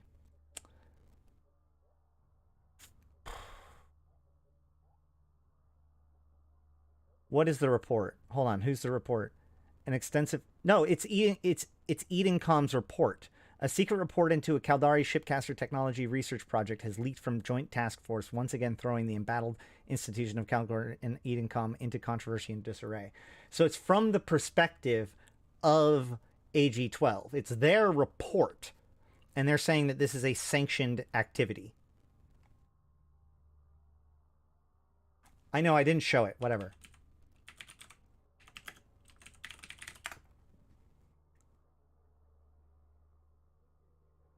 Usually a sanctioned activity is allowed, right? To be valid.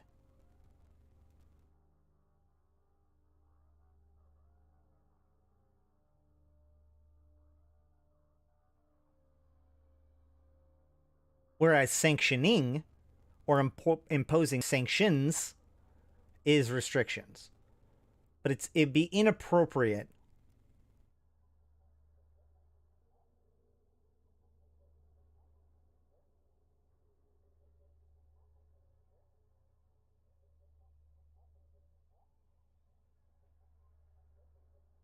Huh.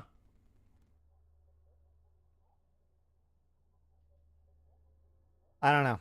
It's a weird wording.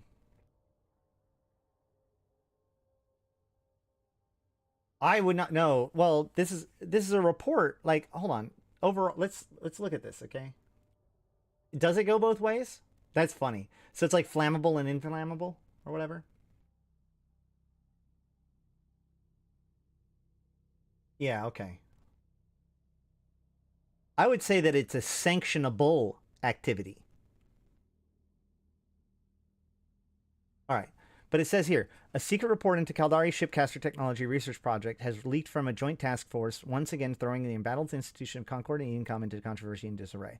Authored by a group of members of Concord AG-12 office and Edencom Stellar Monitoring Directorate, the report outlines the efforts to ascertain the technological developments pursued by the Caldari state since the discovery of Edencom and Triglavian facilities in Othanoon. So, Edencom facilities, decloak in Othanoon.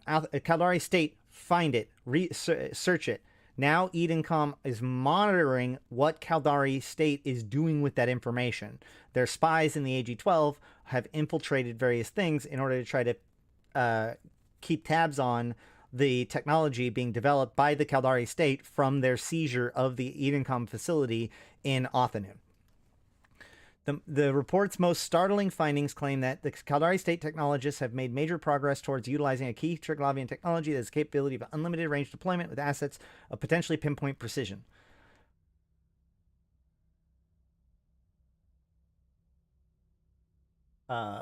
Whoever was writing it might have applied sanctioned meaning as in real life happenings for a country.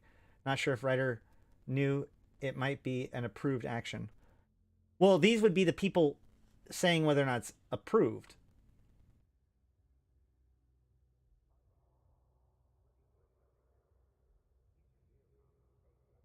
The reports, while the Caldari program does not appear to have overcome the enormous blah, blah, blah, blah, blah. Without regard for silencer jammers and other counter-ship defenses, Caldari designated this element of the program as an interstellar shipcaster. So this is, again, part of the report. It also describes the history of the secret Edencom facility in orbit around Othanoon 5 and the efforts to organize and penetrate Triglavian facilities. A brief precis of events indicate Edencom efforts at monitoring infiltration were met at extreme response from Triglavian forces, but also described an energetic orbital event apparently triggered by Edencom counterattacks that disrupted both sides and led to a mutual retreat by Edencom and Triglavian forces. So this is before the Caldari managed to get hold of the situation. Then the Caldari become attracted to it and come in to seize Edencom property and data in an act that led directly to the Surthroot campaign and Caldari State's successful campaign to recover Triglavian relay data. Notably, that AG-12 used agents of the DED warranted regulation interstellar technology sharing units to, quote, facilitate acquisition of relevant Caldari state data and ascertain progress on this sanctioned field of technology. So they, AG-12, are using writs to facilitate the acquisition of relevant Caldari state data, i.e. what the Caldari state is up to, and ascertain their progress on the Caldari state's sanctioned field of technology. Okay? I feel like we've stepped our way through that successfully.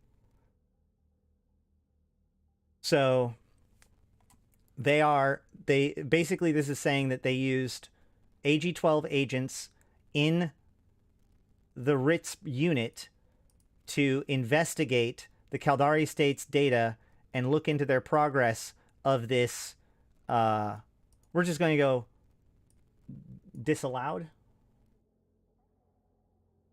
But I don't know. Either allowed or disallowed. We'll flip a coin. But then it says the Caldari State's chief executive panel has reacted with fury to the revelations that RITS agents were, quote, spying on vital state research programs under the guise of Edencom cooperation protocols. The CEP has also issued a directive to the Caldari Business Tribunal authorizing seizure of all identifiable RITS assets within the Caldari state by any or all state-registered corporations as agents of the chief executive panel. By the way, that's fucking wild, right? Like, we kind of skipped over that one. Can you imagine that? Like, the warranted regulation of interstellar technology sharing. This is the group of the Concord that is designed to help facilitate interstellar technology sharing, etc., and regulate that technology sharing as part of Edencom. And now they're saying everything involved with that is getting seized. if it's within the Caldari state borders. That is wild. So this is literally an action by the Caldari state directly against Edencom. That's a big one.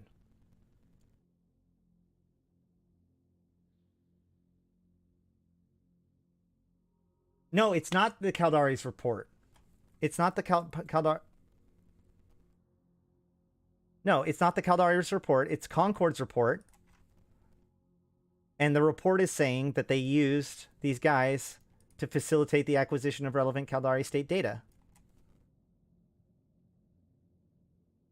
No, Caldari, Edencom is in a Mars pocket.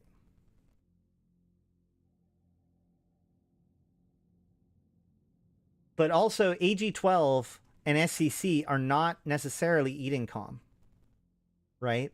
The SCC and DED are independent branches of Concord.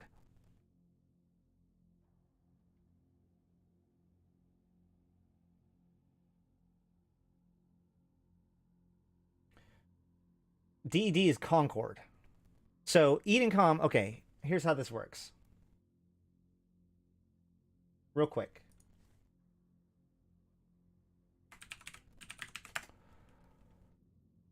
In the beginning, there was Concord.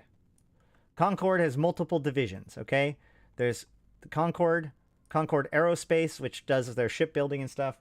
The DED, which is the Defense Enforcement Division. They monitor pirate activity. The Directive Intelligence Agency, their intelligence agency.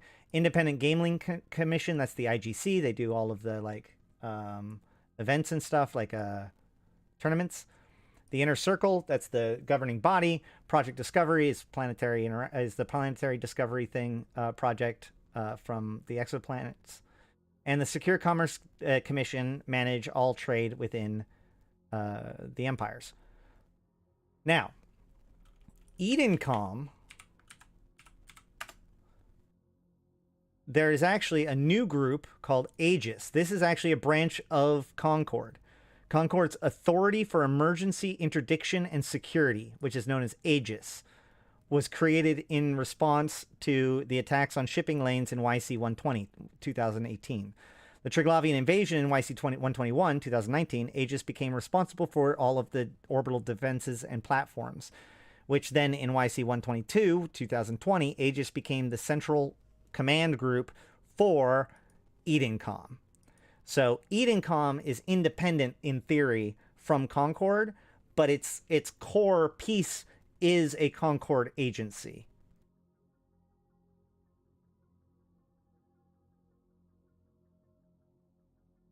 Which one? Yeah, I honestly think it's just a typo. These things happen. You know, when you start combing through these, when you start combing through these things like with as tightly as we do, where we examine every single word. Yeah, maybe used the wrong word. Who knows? Maybe they should have said sanctioned instead of sanction. Or maybe they should have said, I don't know, whatever. Forbidden. Forbidden knowledge.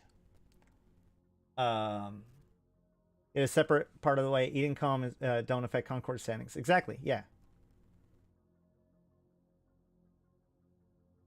Oh, there is almost certainly a twist planned in the future for Edencom.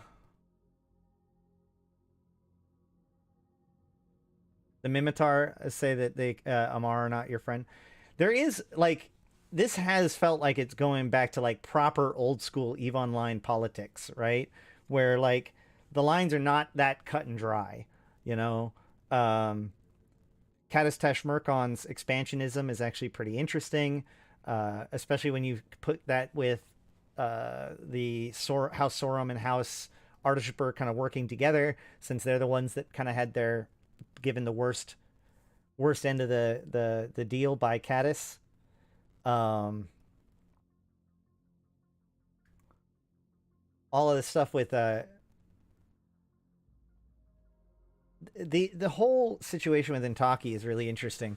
So, like, one thing that's worth noting is that Belleron returns, right? Like, in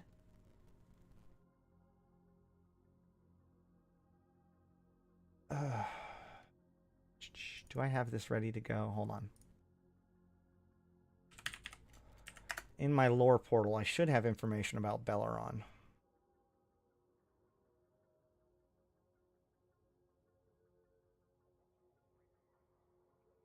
No? Well, at the very least, I have something on the Belleron bill, I'm pretty sure.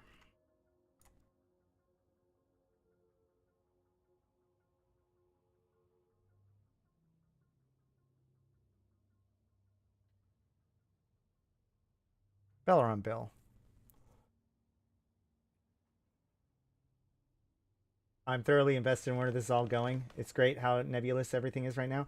It's great because it feels nebulous, but it also feels like we're going to get an answer to these questions, right? It's too often it's like, ooh, what are the Sancha up to? Ah, and with this idea that like, okay, well, maybe they're just not going to mention them again for the next 2 years. This really feels like we're going to get an answer. So Belleron is really known for, he has this tendency to attempt to use tragedy in order to support his own thing. So Senator Belleron does not like the Yin Mei, right? They used punitive exile. The leadership cast of the Yin Mei used punitive exile, which they sent them to the cursed planet.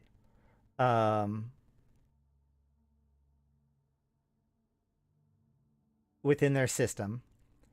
And then because of all of this, Senator Belleron put out this bill that was designed to be abolishing capital punishment. This was in 2019, August 18th. Then Farron Shu, representing the Yin Mei interests on the planet of Chandeli, accused Senator Belleron of misrepresenting the situation. The people sent the cursed planet were not simple pickpockets. These were murderers. These were saboteurs who had committed treason. They are people too dangerous to remain confined in 4 walls under guard. That these criminals decided to perpetuate the pain they brought upon themselves is unfortunate, but is no grounds for this trespass upon the rights of sovereign governments and legislatures. The truth of the matter is that Belleron is peddling the Zentaki anacro-pacifist ideology yet again, and using the pain of Yin Mei people as an excuse to do so. Senator Farron Shu referenced Senator Belleron by family name alone was a breach of the rules by Senate floor etiquette, and the chamber descended into chaos at this point, with an hour late and senators from all sides refusing to come to order. Head of Senate Almon Mize adjourned the session for the day. So the senator also proposed a bill very similar to this back in 2009, where he had a bill on public execution, ban on execution, based on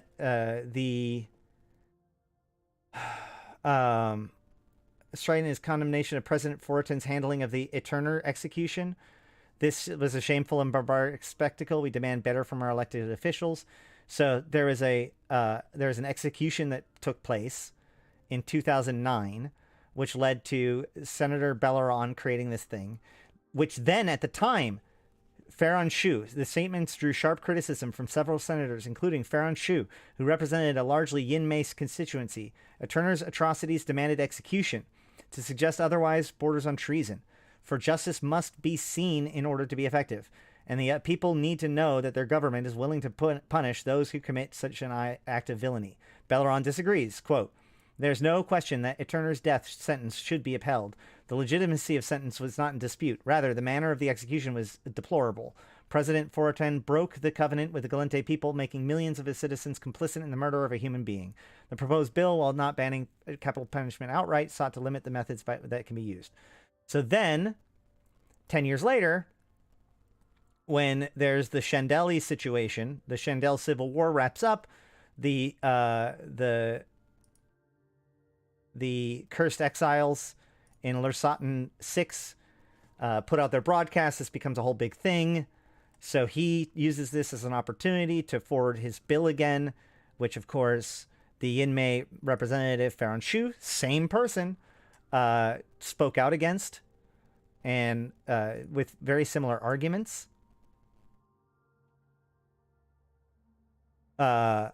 which leads to then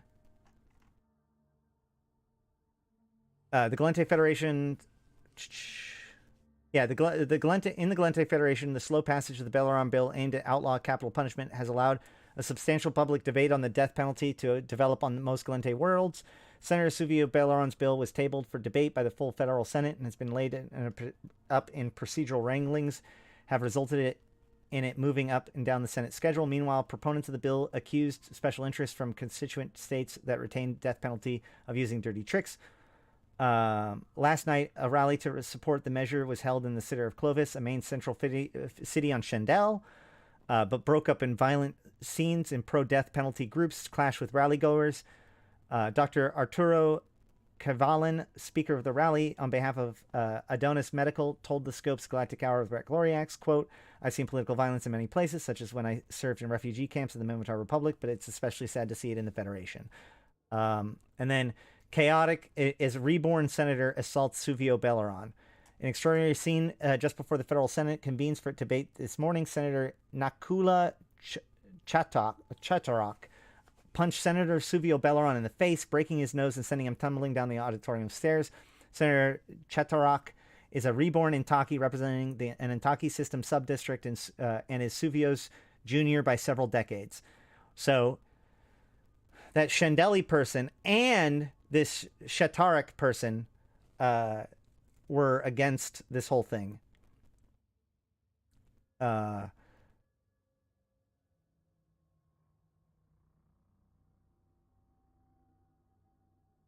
Ongoing discussions anymore with Senator Shadrach already has. He commented after. Did we have a quote from him? No, we don't. All right. So long history with this Senator Belleron guy, and then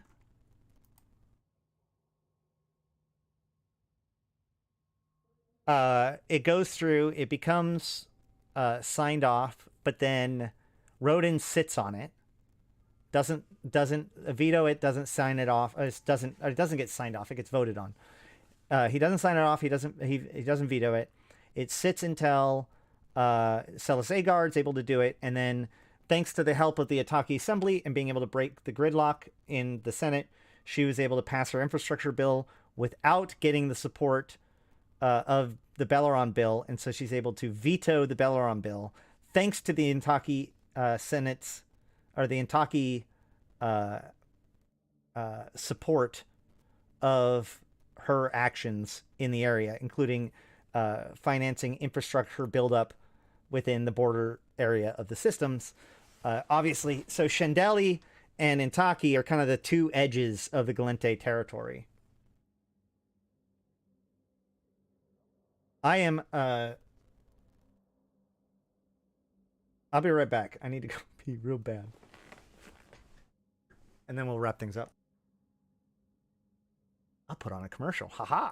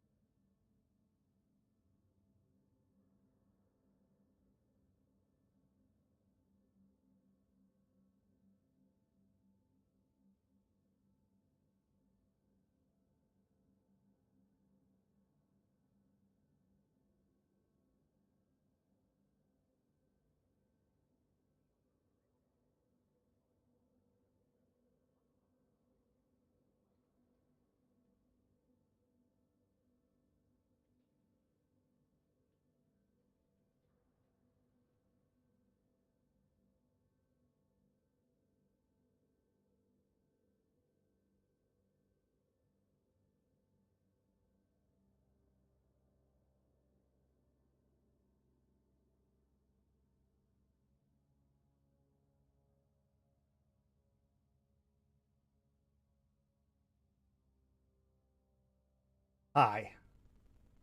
The Caldari state has remained silent on the matter. Well, yeah, but they've been kind of doing that. Right. Caldari have kind of taken a formal stance of furrowing their brow at what's happening. We go up here. So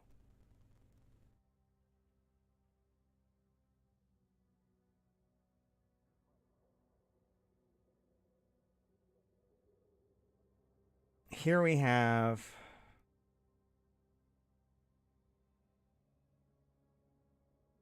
Farron Shu again. Farron Shu representing the Yinmei home planet Shandel in the Lursatin system. Was notably yeah. So she was the one that talked out about it. It's worth noting that President Agard comes from Shandeli, right? So that makes sense.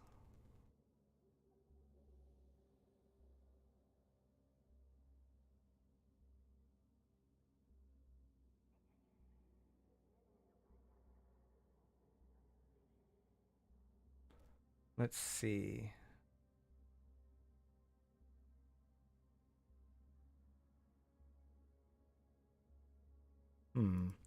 What is that? Who was that person with Belleron? Let me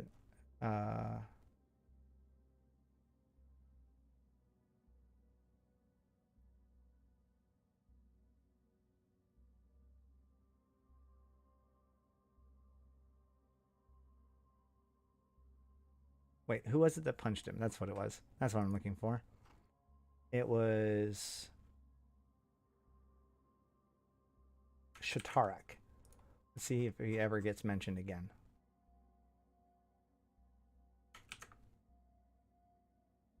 Hey, he does.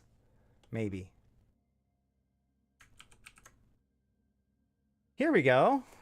Oh no, this is it. This is when it happened.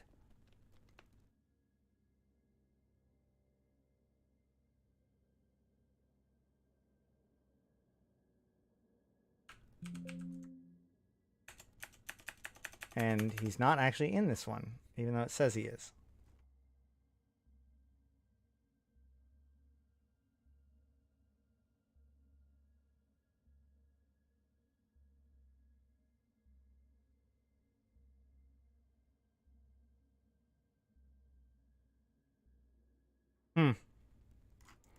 I don't know. I'm gonna have to look into that.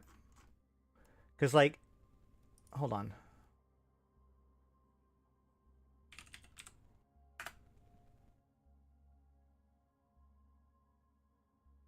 I can do a search here.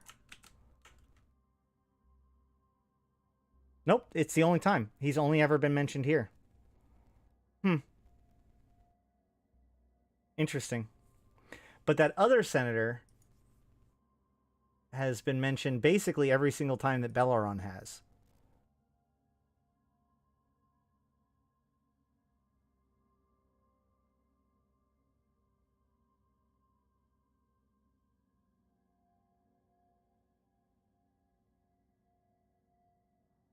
So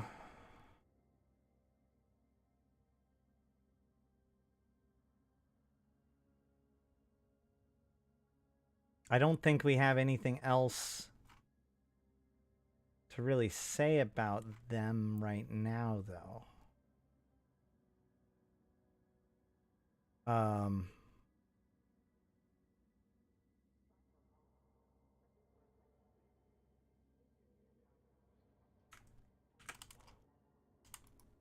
This shoe fits.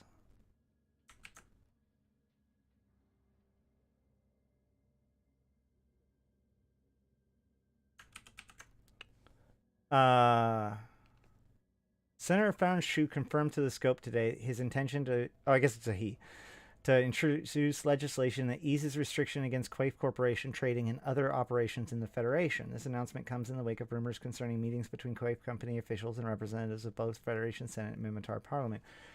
Here is the funny thing about that.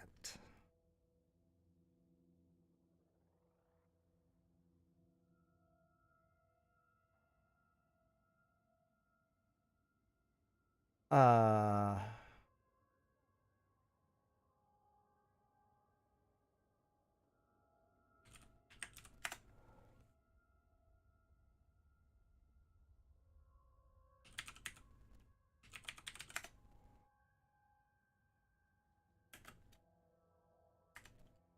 Ah!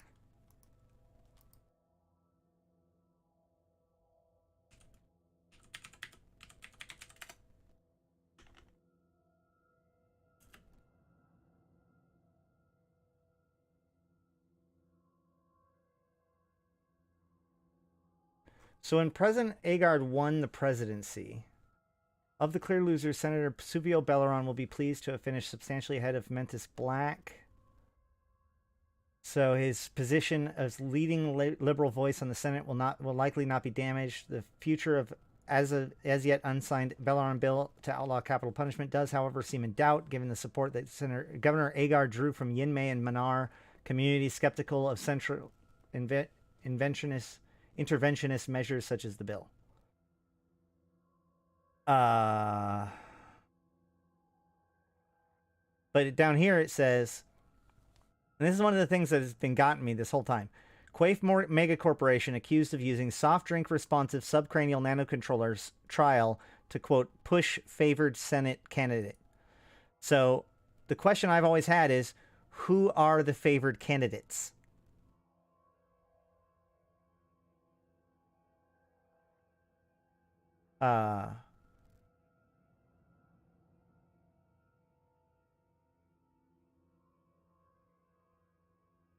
Also, the Arcat province in Antaki 5 federal subdistrict is kind of interesting. Why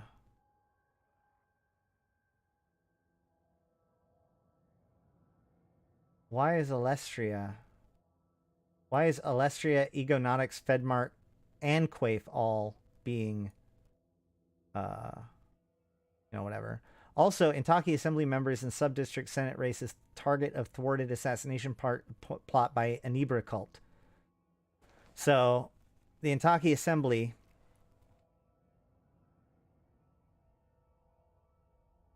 is being targeted by the more radical Intakis. Oof.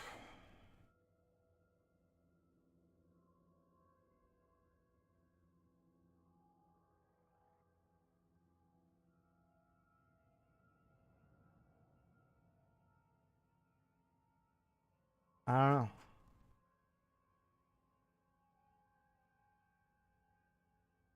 Is it also me or there weren't any official patches this week?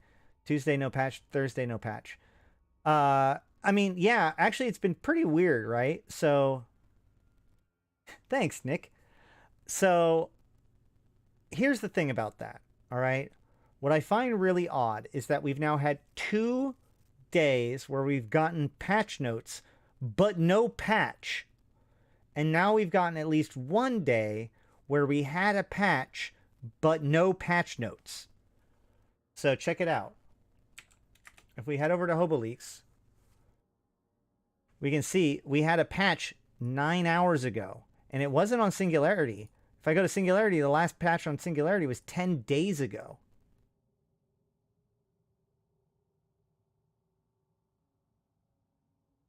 Ugh. Either way. So the last TQ update was 9 hours ago, but it only changed a couple of things. In this case, it added 4 kilobytes to the code base. Now, that may not seem like much, but 4 kilobytes can be quite impactful code, depending on what that code is designed to do, right? And then previously, a day ago, there was also a patch with no patch notes, in which, once again... Wait, hold on. Yeah, in which, once again, the only thing that was added was 2 kilobytes of code. If it was a bug fix, they would probably put that in. HoboLeaks is going to be popping tonight. All right, Satonia. All right, that's great. I'll keep an eye out for it. We'll talk about it tomorrow.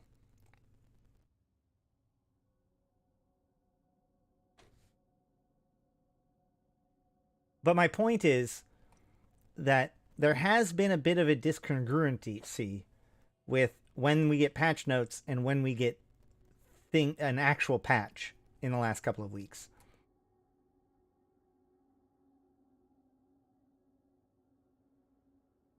Do you mean encapsulators are homeless persons? No, no, no. It's just the name of the website. They try to be sneaky with hobo leaks when they can. Correct. Yeah. There's a really good chance that whatever this happens, we're never going to see it on Singularity. It's just going to be patched directly into Tranquility. Although he just said that Singularity is going to be popping, so perhaps the thing is that like the facility, this facility isn't that is this is nowhere close to a transmuter, guys. Like, whatever's happening right now isn't happening tomorrow. It might start next week. But, like, assuming that they finish building the transmuter before it goes live, we have at least a week. What's interesting about this, so here's one of the things that I've been thinking about, okay? So Tonya can have fun with this one. So one of the things that struck me in what they talked about at during their latest, like their big video where they were talking about what's going on in Eve and all that stuff.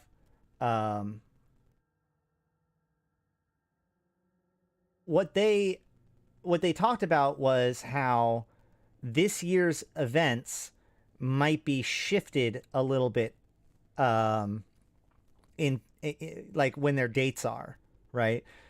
So normally, like a holiday, I can usually just about predict when they go live because, you know, they end the week of the holiday or whatever, the Tuesday or whatever after the holiday. So if the Valentine's Day event was going to end on excuse me, Joma, was going to end on Valentine's Day or shortly thereafter, I don't know if you've noticed. By the way, dudes, it's almost Valentine's Day. I don't have anybody to send stuff to, but just for your own benefit, it's almost Valentine's Day. Anyway, the point of the matter is that it's clear that the event is not going to end right after Valentine's Day. So here's the thing. They said that they were going to do the world. They're going to be shifting the events around chronologically. And they said it in January, which means the one event that they would definitely have, you know, pretty much locked in at that point would be the Guardians Gala, the February event.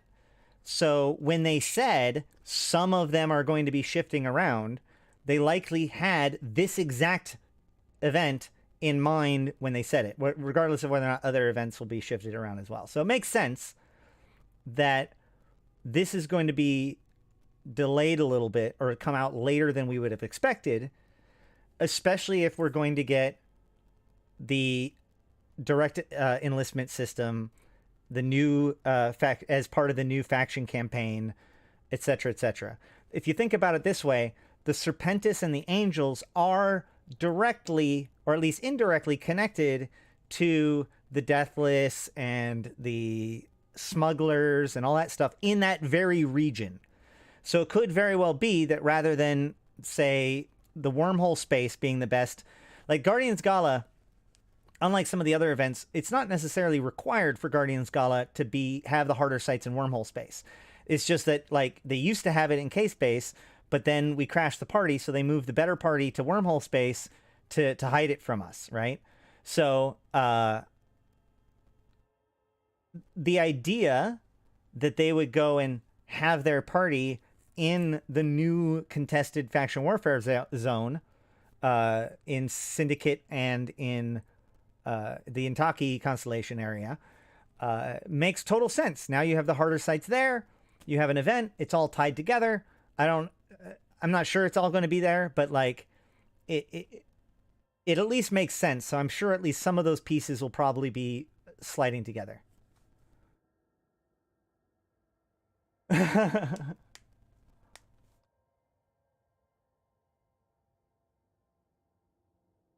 Ash, do you know if the Amar and why the Amar and Caldari are allies? I could only find out why Gallente is at war with Caldari at the moment in the lore. The Amar and the Caldari have close ties through like intelligence pacts, but also like Caddis Tashmerkon. So the Tashmerkon family were already extraordinarily wealthy. Okay, I like to say that they're the oh shoot, what's their names? The Tyrells. They're the Tyrells of the Amar. They swooped in when Amar was broken by Khanid and basically bought their way into being a royal heir house. So at the time, well, not at the time, but the young Caddis Tashmerkon came from that family. But rather than like live the lap of luxury like she could have done her whole life, she instead got rid of, like, disavowed her whole family fortune, left it behind, and moved to the state where she independently made herself into the single wealthiest woman in EVE Online, or in the cluster. She then moves back to Amar and takes her position as royal heir. Okay, the head of the Tashmerkon family. So the Tashmerkon family, as well as the Khanid family, have very strong ties to the state. And then the other empires also work with them. That would put this year's Guardian Gala event right smack on the 14th of February after downtime. Could be. Pattern I notice in event timings is that each thing starts give or take 1 to 2 days after the Cerebral Accelerator expires. Yes, that's true. Yeah. That's a good point. It could be a good idea. I do find it really interesting that this was the first Cerebral Accelerators that they renamed as expired before they expired. Kind of shows that, like, they had a plan of it expiring a little bit earlier, maybe? I don't know. I think that they are still shifting things around and trying to make it all work. And I'm just very excited at what it could all mean. But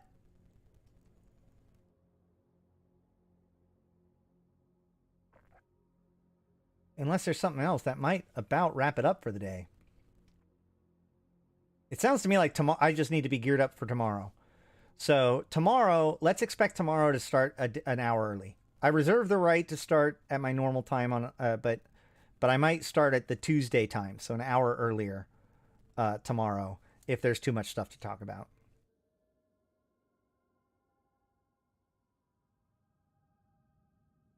I think the renaming of it expired 1 day earlier was just code and code deployment mishap. Yeah, well, usually they do it like afterwards, like the next patch after.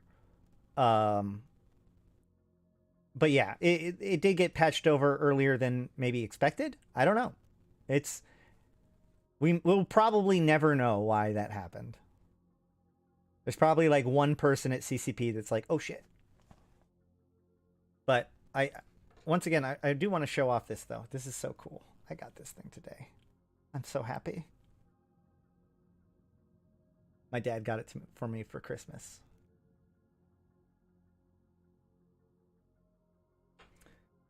Anywho, I think that should be about it. When is an hour earlier in Eve time? 3 hours ago. So 1800. Maybe. Yeah, because 2 hours ago is 1900.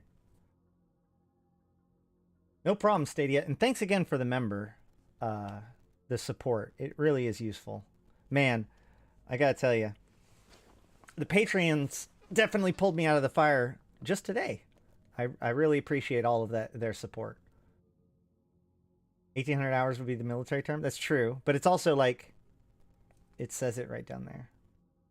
Do they still sell the Rifter USB hub? They never actually sold this. This was just one of the things that came in the collector's edition.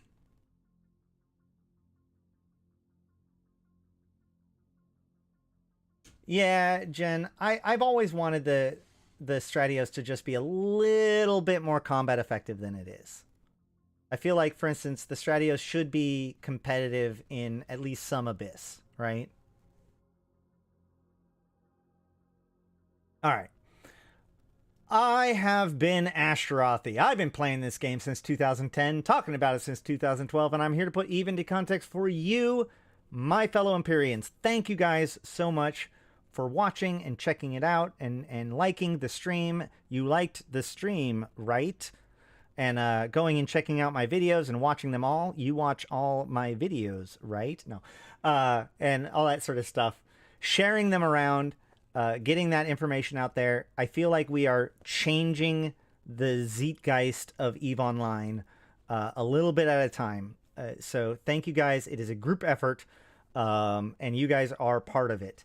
So I do want to give special thanks to my top supporters, including Abyssus, Aikawarazu Chan, Arydanika the Queen, BlackRoseNoble, Dajat Lemmont, Drake, GuldanAgeStories, J. Kuhn, LM1, Malak Starfire, Midnight Space Monkey, Not Just Fun, Seeds of Plenty, Serenolin with No Eyes, Syliana Vel'ash, Nephilim, Grendel, Zaul Nex, as well as Ebo1337 and Rid, my immortal tier patrons. Thank you guys so much. Couldn't do it without you. We'll have plenty to talk about next time. But until then, I'll see you in space.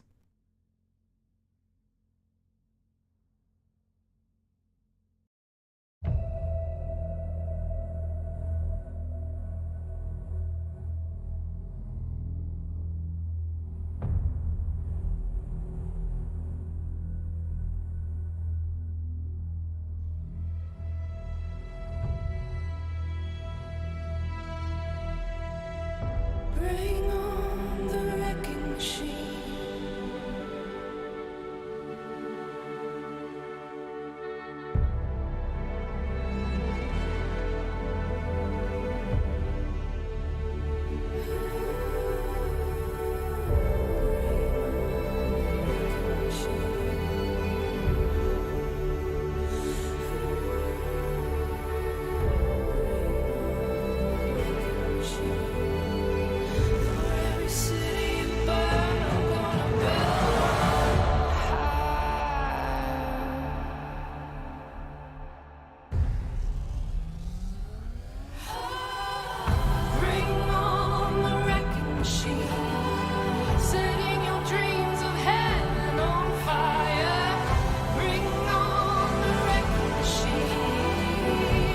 Also, super thanks to Jason Trusair for the super thanks on my last video. 07 years.